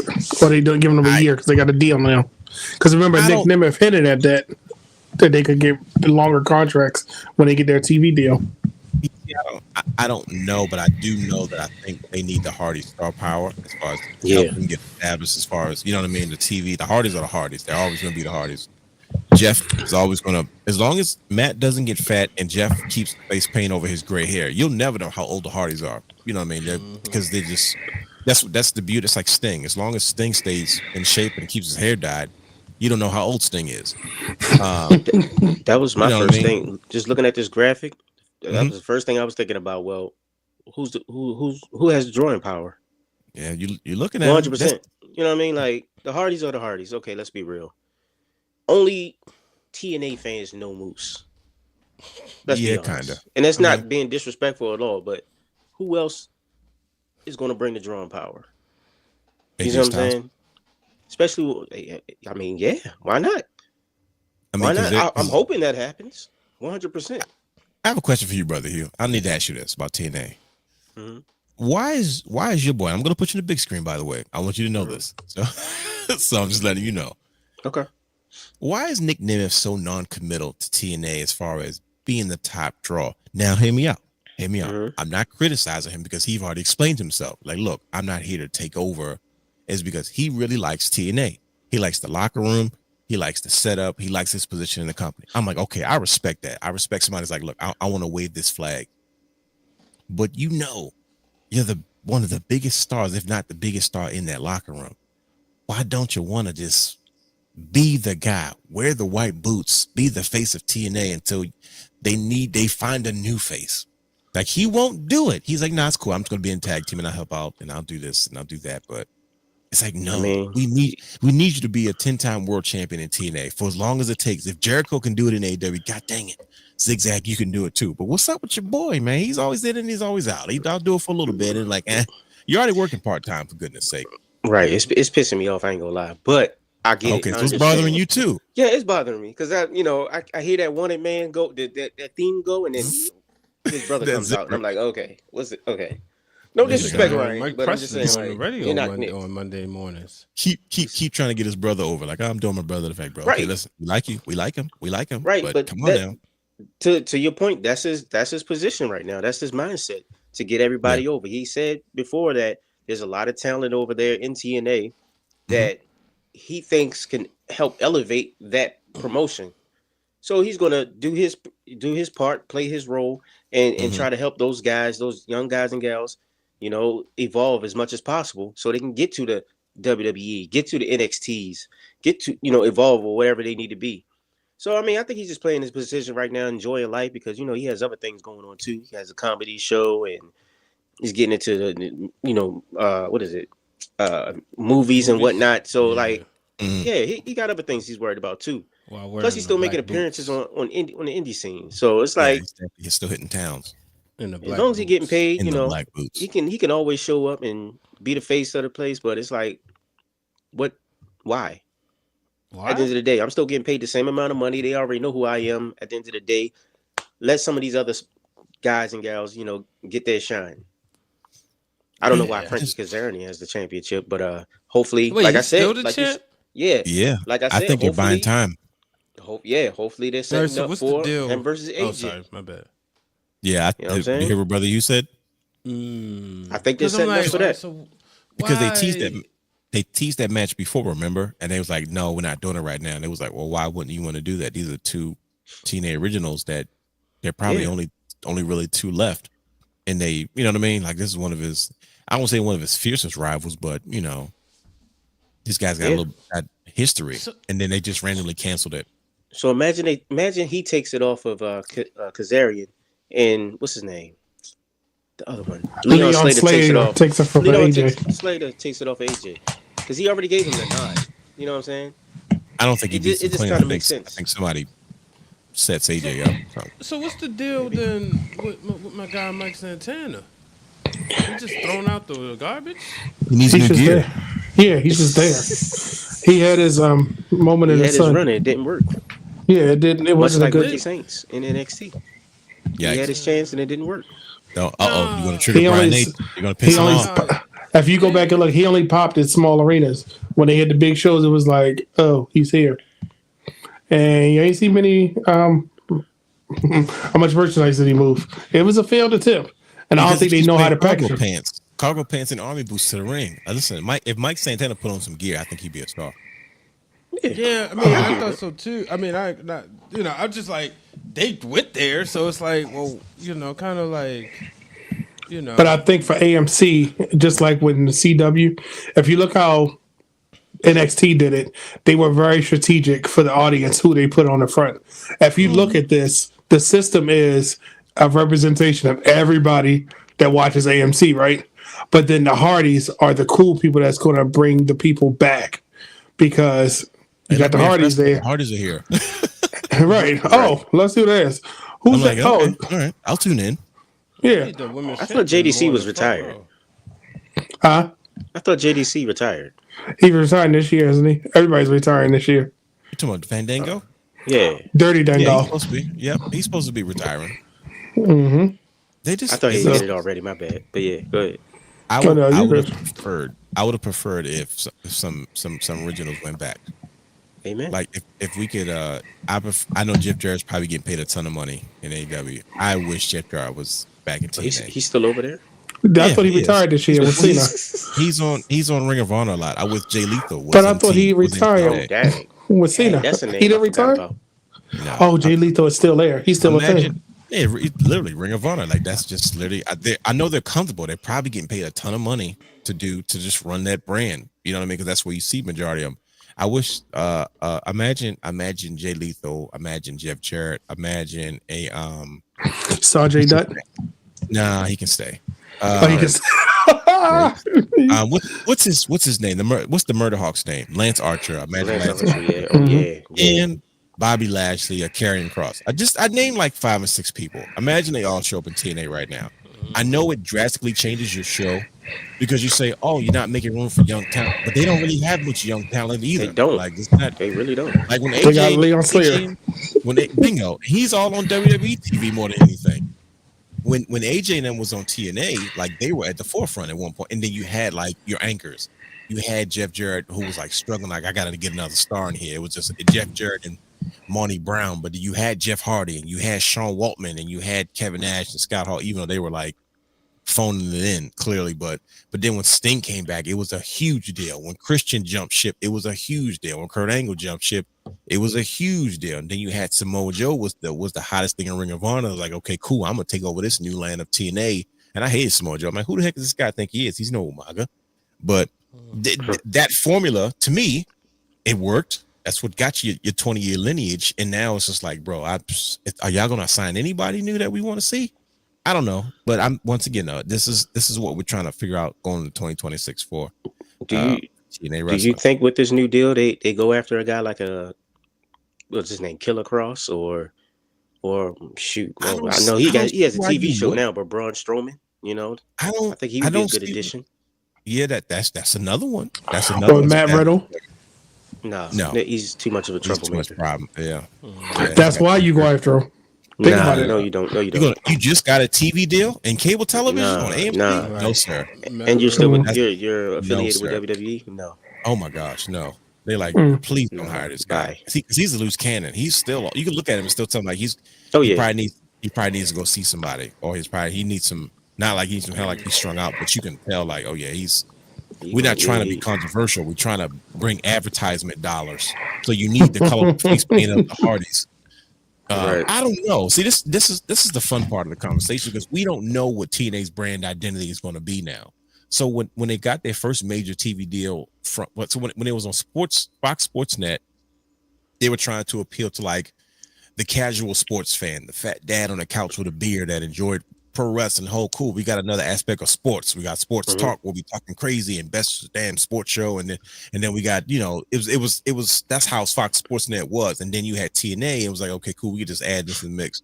And then when they got the Spike deal, Spike was the man channel. This is Spike where we blow things up, and so it makes sense. Now we've got total nonstop action wrestling. And the first you watch some early promos. It's literally AJ flying, Samoa Joe flying, Elix skipper spot, Rhino running somebody through it. It's like, oh shoot. I was with a bunch of wrestling fans. They were like, what is this? And I'm like, no, don't fall for that, fellas. It's TNA. We hit around WrestleMania. They were buying TNA pay-per-view ad spots on WrestleMania. But that was the nature of the network. We were trying to get this, we needed this stuff that's going to appeal to this men. AMC, I'm like, okay, AMC is pretty much about drama.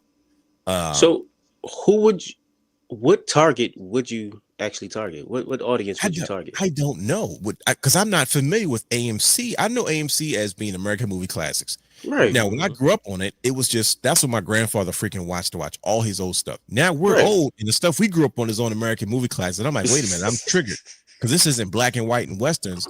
What is this? But then AMC has their own programming. They have their own shows. They had the Breaking Bad. They had all this other stuff, and I'm like, who is AMC's demographic? Who are they going after? Who are they trying to pull into their network? Because we're going to find out what else is on that network because I'm going to watch TNA when it comes on Thursday just to see what it looks like, for goodness sake. It's live. It's a live show. I know the Hardys are going to be on it because they need them there. But it's like, you know what I mean? I'm like, so I'm sure Nick Nemeth and all my favorites are going to show up for the first. It should be a big show. I'm assuming so. And you also need BDE. Yeah, that's for the young him. cats. Yeah, because he's almost like, I don't want to say they're Javon Evans, but it's kind of like, hey, look, man, let's bring some young folks in here that people are familiar with. Like Brian H. said earlier, like, man, they got these influencers. And like, that's why they're phasing us out because it's like, okay, cool. We got to capitalize in our own way because they're like, well, they don't need us anymore. The people that have all these larger artists, because now these corporations are making decisions. And now TNA situation, now you got to answer to a network. So guess what? They're going to have advertisers going to say, hey, man, we want to see this around here because Charmin, I couldn't believe when I heard that about John Cena and Charmin. They was like, oh, no wonder John Cena was always on the TV all the time because advertisers were saying, hey, listen, we'll pay you this if we can come on right after that John Cena segment or whatever the case may be. I'm like, oh, this is why we saw him so much. That makes sense. Yeah. I'm like, Vince is like, look, man, wrestling ain't hot as used to be. We need as much money as possible. And this TV money ain't no joke. So God dang it, if you want to see John Cena when we start, in the middle, and when we end. And that's where all the big money commercials and ads are going to come. You talk about every Monday. I'm like, yo, when you understand television business models, especially in reference to pro wrestling and its history of it, it's like that's the lifeblood of the industry. It was a solid TV deal, but we haven't seen one for TNA for so long, and I'm not sure the one they had before has ever been successful. Yeah. So now it's like, what is AMC looking for? Or another thing, are we going to get more drama? Are we going to see much more elaborate creative from TNA because of the style of network it is? I don't know. This is why we're having a conversation. I didn't realize how old that roster is. Yeah, that's crazy. That's why I'm nervous about bringing in all these old guys. I'm like, I would love to see the old farts, the established stars, the Jinder Mahals, but simply because they're familiar names. But at some point, you got to have a group of like, hey, look, eventually they're going to go and we're going to use these guys to get these younger guys ready. So when they leave, they'll be established brands. But I'm like, bro, I'm looking around outside of Leon Slate. There's not a lot of it at all. Like Cedric Alexander is getting up there. And you're like, at one point he was a younger guy, but you're like, dang, look, he's got to be close to 40. You know, this is a screenshot of TNA's website. You have all established veterans. There's no new people. One person is new on there. It's Leon Slater. The world champion is Kazarian. You got Joe Hendry showing up for whenever. I don't know if that was when they were old. You got the Hardys everywhere. You got Dirty Dango. You got Brian Myers. You got Eddie Edwards, who's not in shape Eddie Edwards anymore. And you got these are all people that we've known forever. We got Mike Santana. He's been wrestling in overalls and cargos his whole career. It's like Eric Young. Why you got Kaz over on the side? Isn't that your champion? It was, but the Hardys got to sell. Yeah, I know. I get it. He's real small on the side. Like, okay. I just realized he is on the right. He's right there on the right. Is that a shirt? What is that? Crunch? What does that say? Something. Let me just go to the website. He's selling churros. That's what it says. Oh, that's what it is. Churros. Yeah, churros endorsement. So yeah, that's the snap it to some Jim for them. I think this is a pivotal year for TNA, but I think we need to continue to watch just a little bit longer to figure out, hey, what's the direction that TNA is trying to go in. And to me, it makes the product all the more exciting. I'm excited because wrestling has been pretty predictable for a long time, right? And now we got a shakeup. I think 2026 is definitely going to shake the foundation of the industry. Stop playing around and give us what we want. We want the Wanted Man or AJ Styles in TNA. Let's go. I don't see what the problem is. I was upset when Rhino left. I'm like, why'd you leave? Like as soon as that round he got into the Hall of Fame, TNA's Hall of Fame, and not shortly after he left. But I think it had a lot to do with Scott D'Amore. I think he was kind of loyal to him. A lot of people left because of him. They was like, oh, he's gone. But guess what? Then I'm they surprised said, Moose still there, to be honest. Moose ain't going nowhere. Go. I mean, Scott he's not going anywhere. Was his homie though. That was his dog. He still is though. He said it. He said I still talk to him every day. I just can't. He's upset. He just can't work. His Canadian promotion because they work with AEW. He's like, we got a partnership with WWE, so we can't. That's why we can't work Maple Leaf Pro. Right. That's why with the beautiful championships. My boys up there all the time. The Good Brothers. The Good Brothers. Yeah. I don't know what they're doing either because they won't commit to anybody either. But I'm like, I can't tell whose side you guys are on. They just beat up the skyscrapers on MLW. I saw that. Baron Corbin that's the best thing though. That's the best thing about wrestling right now. Like you said, you can just move around freely and do whatever you have to do, or do whatever you want and make money, get over, do whatever. You don't have to be dedicated to one brand or one promotion. You know what I mean? Daddy Neidhart, man. Yo, straight up. Yeah, and the crazy part is WWE has embraced that idea. You know what I mean? Which is crazy. I do remember back in the day, WWE did have these type of partnerships, but it was kind of quiet. You know what I mean? Like think about WrestleMania 14 when Taka faced off against, what was his name? He looked like Psychosis. Was it Aguila? Aguila, yeah. Yeah, it was Aguila. Yeah, but Aguila was just S.A. Rios in an outfit. Yeah. But I don't think he was with WWE at the time. I don't know if he was with CMLL. I'm not sure, but I know they had a working partnership.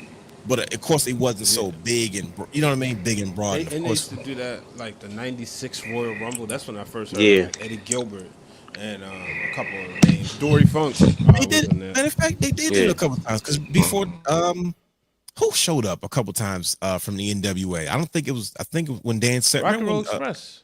Rock and Roll Express. Remember Jim Cornette brought in those dudes and he was like, out in wrestling. Yeah, like the NWA is still running wild, and I'm like, no, they were really their champions. It was the territory was coming almost in indie at that point, but you know what I mean. There's always these quiet working partners. Obviously the biggest one is ECW. Nobody realized that ECW was always WWE's developmental territory.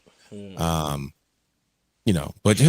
man, I think because we live in the information age, so much will be revealed to us sooner rather than later. WWE Unreal is coming back. Real quick, bro. Yeah. Wouldn't it be crazy if like Bayley goes to AEW? I think it'd be a bad idea, honestly. I think it would too. See that. But still, she can't. I'm not gonna say what she can't do, but I think she would just be starting all over again. Now, if she wanted to be like, I want to globetrot and do what I want to do and get paid a lot of money, and that's how you feel, then by all means, because that's what she has enough star power to do that. Don't get me wrong, but I'm like. You don't think she would make a big impact over at AEW? No, if 'Cause Mercedes, I feel like they need something over there. I mean, but that's you know what I'm saying. Merce- Like you can relive that. but Mercedes didn't make an impact in AEW. Mercedes made an impact for Mercedes. Well, that's true. You see what I'm saying? Like, I think she got Yeah. even more over than I'm like, did you help AEW? I don't know who she's faced. I don't know. I'm not trying to be disrespectful. I really don't, because I'm No, you're right. even when No, she faced Stephanie Valkyrie. That's when we got her back. That's what you remember. She faced Stephanie. That's She was over what there was, for like a hiccup. Like yeah, one that was the match, literally. resurgence of Mercedes. That's when she went back to being, it woke her up. That match woke her up. She had viral moments with Tony Storm, but Mercedes never gave you that Mercedes Bailey match. But think about it. What does she do? What has she been doing all this time, Brian H? She's been sports entertaining all this time. Yeah, she been Come on, putting Barry. over herself. Collective Yeah. belts. Yeah, I'm like, yo, everybody's like, oh, she's like the best. I'm like, bro, she's smarter than everybody. She's a hit. First of all, she's a student of the game. She knows how to work smarter, not harder. Y'all crazy? Yes, I'm paying to see her brag and talk trash and come out with sparklers in a van and 30 belts on her arms. You think I'm concerned about her next 5-star match? When the last time we saw something like that with her? Yeah. This is not her fault. She don't have no dance partners worth for that. So what we gonna do? Obey? They're gonna run it back. All of a sudden, you're gonna be a wrestler again. She's gonna, like, bro. What's the moment she had with Tony Storm? We talking about the match, or we talking about the moment? No, the moment. The I match. don't even remember. Bingo. That. Oh, I know what She's moment you're talking about. Yeah, Okay. they have those kind of moments, but she's had good matches, but nothing that's gonna make you. Oh, I'm watching AEW now. Yeah, when you sit back and think about Mercedes Varnado, right? You're going to think of the matches with Charlotte Flair, the matches with Bailey. You're going to think about those matches. Bianca, you're not thinking about the AEW matches. Now, Bryan Danielson, you're going to think about the matches with Kenny Omega in AEW, the matches with Swerve Strickland. Yes, indeed. My favorite match. You're going to by think the about way. those matches. But Did I like you think said, that match dethroned my favorite Daniel Bryan match now? Sorry, go ahead. Oh, that. I forgot to tell you guys. I think that dethroned my previous Breaking favorite news. match. Wait, what was your previous one? Daniel Bryan and Kofi. See, that's going to always be my favorite. Don't feel bad. Daniel Omega is mine. Because the way that there was no spams on the finishers. And that right there will hold the highest points, because I didn't see. I saw one Trouble in Paradise, and I remember how I felt afterwards. So that one. It would have been WrestleMania 30, but he had them furnace boots that I was never a fan of. That's the reason why I don't go back to watch that match. I feel you on that one, Realness, because one of his AEW matches did trump my Kofi in his match. Like, That was him and Kenny Omega. I watched that match with him and Swerve, and I was like, yo, I need more of this, but his neck was broken. I'm like, this sucks. All right, let's get a wrestling figure out of it. That's my answer to everything. Okay, let's get a new toy from this. But yeah, go ahead. Finish it, Brian. Swerve is like that. Say it into the mic, because you just said it away from the mic. I said this. I said Swerve is like that. Oh, okay. That's You know. what I thought you said. You need to change, go back to his old music though. But go ahead. Yeah. Yeah, that new. It's got new music. No. Yeah. Swerve and I drive. Yeah. No. Yeah, go ahead. Wait till you hear it. That's all right. I'm gonna go. I'm gonna watch Swerve match. But he gets 10 points for being, keep cosplaying as a black artist, because the Green Lantern outfit was on point. All right. My New Year's resolution is to watch more AEW. Pay attention Very to good. it more. There you go. Very good. There it is. There you go. Starting off on a good foot. I'm gonna try. And my New Year's resolution is not to call NXT the third brand. Good luck with that, brother guy. I'm sorry. Long time. I said it backwards. To keep calling it the third brand and not call it developmental. Okay. All right. Yeah. I'm going to keep saying the third brand. I think 2026 has kind of made its point. It's early, fellas, but this might be one of the most pivotal years in all of professional wrestling, and I definitely stand on that one. And SmackDown was better than Raw. My bad. I'm sorry. Go ahead. Oh wow! Now you slid that in. Just as we were letting this rip, just about to walk away. I agree. He ain't lying. I'm sorry. He ain't lying. Now we came to my head. I had to get it out. I'm gonna be real with y'all. When we left Raw, a lot of people. I was the first time I ever left a show. Everybody's where like, somebody that was it. said, "Man, we could have watched that at home." Yeah, that's wild. And then Because they- I ain't guess even what? want to watch it at home. Like what? That was the And paying customer. WWE need to thank Chris Jericho for selling those extra tickets, because as soon as they said, oh, they sold all those extra tickets on a thought, because Adam Pearce said to break the walls down. So everyone's like, oh, he's coming. We need more eyes on Stranger Things. Do whatever the heck you have to do. I was shocked. That's literally it. I was about to tweet it out, and I was about to be like, bro, I don't know about y'all fellas, but this joint been kind of whack. But I didn't want to say that because I didn't want to disrespect the women who went out there and shut it down. And I was like, that's They not did. fair, because they No, it wasn't them. It wasn't them. That's the crazy that's part. why I was like, yo, this is whack. I was like, man, this is boring. Like, what the Right, hell is it- this It was supposed to be? because it's an anniversary, so you expecting all this shabazz, and we wasn't getting that. So that was the problem. We got so much It was a lot of entertainment. talking. It was too much entertainment. It was a segment, then another segment, then a video package, then a segment, then a video package. And what the heck did the Usos do? I was like, we could have did without this. I was like, oh. I mean, Did that? that's what they're there for. It's like we were Yeah. waiting for something to happen, and then it was like, wait, what? Go home. That's happened? Oh, okay. All right. I guess. And you got to remember too. I mean, we get ready to go into Royal Rumble season, so I can see them trying to like. maybe No. preserve some people. No. Hollywood, you don't get that cop out. You know why? It's 746 people in that roster, and you could have gave us some good matches, and you could still save your What stars was wrong for with the Rumble matches? season. The matches Yeah. were cool. No, it was so many. It's nothing wrong with the matches. It was all the video packages and the promos. That's Well, what killed that's- it for me. But that's, 3 hours. But you gotta promote your crossover. That was they paid for That's that. it. Raw. That's I'm gonna say that literally right it. now. They said how much. They said you guys gonna wear Barclays. I literally think this is the business of professional wrestling. The third time I said this show. They paid for that one. They said, no, check this out. Anniversary show. This is going. Stranger Things is season 5 is on Netflix now, and we want people to watch it. We're like, all right, cool. So I mean, nope, we got it upside down. We got a Demogorgon. We got the van. I'm like, wait, something else is about to happen. Like, no, well, something already happened. Stranger Things season 5, volume 3. I didn't realize that exactly was what show, it and I was like, oh, okay. All right. Well, Netflix probably paid good money for it. Big time. Yeah, Big because time. that's literally all we got was Stranger Things. 100%. I was like, yo, we gonna get something From spectacular. start to They could have finish. did a You better got it. job promoting L. Duncan. That was like, man, they ain't even. I was like, y'all could have brought her up to VIP. You send up there. I mean, obviously, I was happy to meet the wrestlers, but like y'all, this is y'all big Netflix signing as far as what they get ready to do in the sports and culture world. They showed up with the belt, but since you didn't have none of the cast members, because I was about to say there was no cast members there. I was So, expecting like, to see None- the cast members. But every other week on Netflix, you get everybody that has a Netflix show or a special in the audience. But the one time, you don't have not one. This is the third. All right, this is the 4th Netflix show Raw I've been to. Right, the third one in New York. This is by far like the lowest. I was like, I didn't see, and granted, I wasn't really paying attention to the screen a lot of time. In between, like I watched the matches, but like I wasn't like, so I didn't see as much star power. Before you felt like Cena's last match, I mean, I saw Brandon Marshall, I saw Mero and people. Back in after SummerSlam, I had a conversation with Method Man. You know what I mean? So you saw the stars. I didn't even feel it. Scatterboo was at the last one. This show at the Barclays Center, you didn't feel that star power. No, and I didn't see it at all. What it was then. Ooh. Yeah, And mind you, this, and again, I just didn't understand. I'm like, it's the anniversary. Like 1 year ago, they had a whole red carpet, like a whole area. Because, Ben Cruz was there. He was talking to Shawn Michaels and Seth Rollins.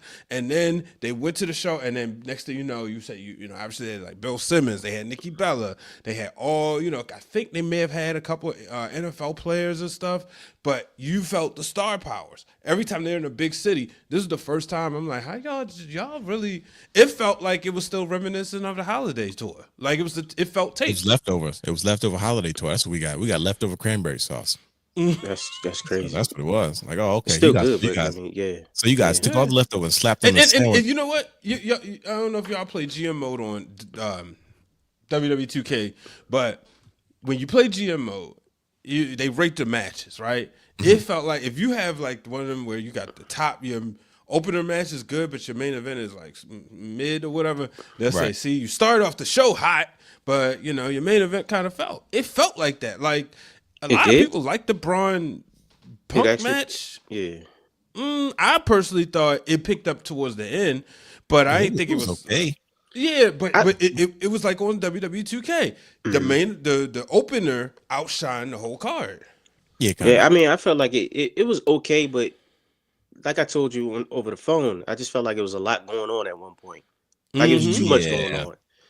Then it was old school Monday Night Raw. It like chaos. It just kept going on and on. Underground to happen. I was like, oh wait a minute, right? And I was like, hold up, and Dragon Lee come from?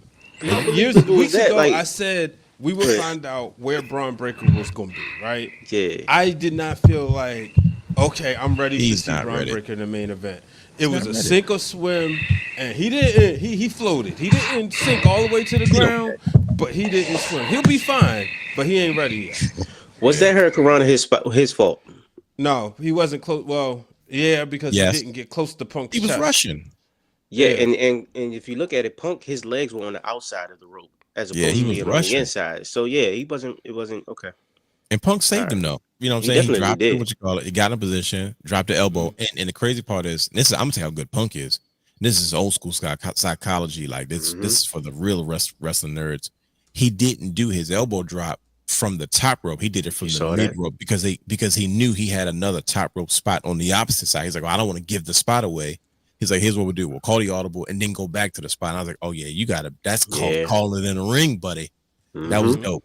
And then, like I said, when he did it later on in the match, and I was like, okay. But they sold it, and of course, good job is Corey Graves and Michael Cole sold it too. It's like almost you just add an extra piece to the puzzle, and it worked out pretty well though. I don't think Braun looked bad. His gear looked stupid to me, but I ain't like the I thought about you as soon as I see him come out, and I'm walking around telling people, I said, I don't like his gear. What's wrong his with gear it? Looks stupid. The red. It wasn't main event gear. It looked like it was his not undergrad, his indie gear. So bingo. Listen, let's talk. We got to get out of here, buddy. We're going a little bit over. Let's talk gear psychology, right? When CM Punk shows up for a big match, he wears certain gear to get his point across. What did he come out in with? He came out in the navy blue and the yellow, the Michigan colors. He came out with the CM Punk varsity jacket, reminiscent to his uncles. That was his whole mom. His uncle and his pops, yeah. To the Steiner brothers. That's how you show up to a main event. Like, oh, it's a big match fit. Because first thing I see with CM Punk, I swear to goodness, I say, what does he got on? Because either I'm gonna like his gear or I might not like his gear. For example, I'll give you another prime example. If you can't see it as well, but his Hell in a Cell match, he had the same type of print in his stars, his Chicago stars and his trunks, as Shawn Michaels' hearts was in the first Hell in a Cell match in Bad Blood. And I know that for a fact. It's because they had an action figure coming out, and I'm like, oh, okay, I didn't see that at first. But you know what I'm saying? Like he does. Remember he going against Cena, and he told him he was like the Yankees. Bingo. He came out with what? Yeah, in the pinstripes. In the freaking pinstripes. He came out with a Fantastic Four. So he had kind of like that's when you know. Rey Mysterio's another one. Rey Mysterio's one who used to do it as well. You know when it's a big fight. Braun Breaker came out with like he looks like he said, "This looks cool, right?" If you have to ask, bro, it means no. It was just like it's too flat. It's got to be some type of something that looks. You notice the big match. You wear your big match gear and big match home. Chelsea Green does it too. It was black and red. It was Netflix. But how it looked like his indie gear. It looked like an indies wrestler gear. It didn't feel like it was a main event. Like if he would have think about this, if he would have inverted the colors, it probably would have felt better. If it was red with some black at it, it would look like brother here. Yeah. I need better gear for me. I need better gear for Big Mac. Man. Okay, understood. I'm on that. Yeah, I get it. It is what it is. But since we all got a chance to vent about Monday Night Raw, but overall, it's going to be a lot of venting going on because not only was this the 200th episode of the Wrestling Wrealm Now podcast, like I said before, we are celebrating 15 years of the Wrestling Wrealm all year long. 2026 has definitely kicked off with a bang in the world of professional wrestling, and it just lined up perfectly that it also kicked off with a bang for the Wrestling Wrealm. So with that being said, of course, follow us on all of our social media platforms at Wrestling Wrealm. Subscribe to our Patreon, our Twitch, and YouTube at the Wrestling Wrealm. Follow Championship Culture on Instagram at Championship Culture _. Buckle your seatbelts, ladies and gentlemen. We're about to take you for a ride. We're going to remind the world why the realm is the realm, and we're going to have a lot of fun in the process. And we invite you to come and have that much fun with us, because this is going to be one of those years. Certain years are just those years, and this is going to be it. Not only for us, but also in the world of professional wrestling. So with that being said, this is the first show back. First time you guys seen us since 2025. First one's in the books, brothers. We got it done. It's over and done with, and off to the races, man. We got a lot to do this year. But until then, fans, stay wrestling fans. Don't, I usually say something inspirational at the end, but you get the point. Be a wrestling fan, stay a wrestling fan, and definitely come back next week and still be a wrestling fan. See, that was good. We out of here. Peace. That's all I got. Bye.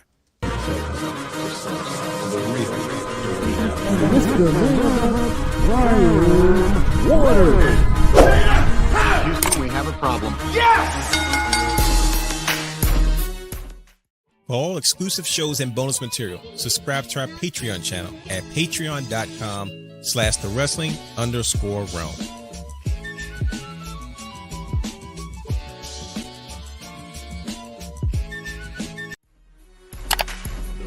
You can watch all of our Wrestling Realm content anytime on youtube.com/thewrestling realm.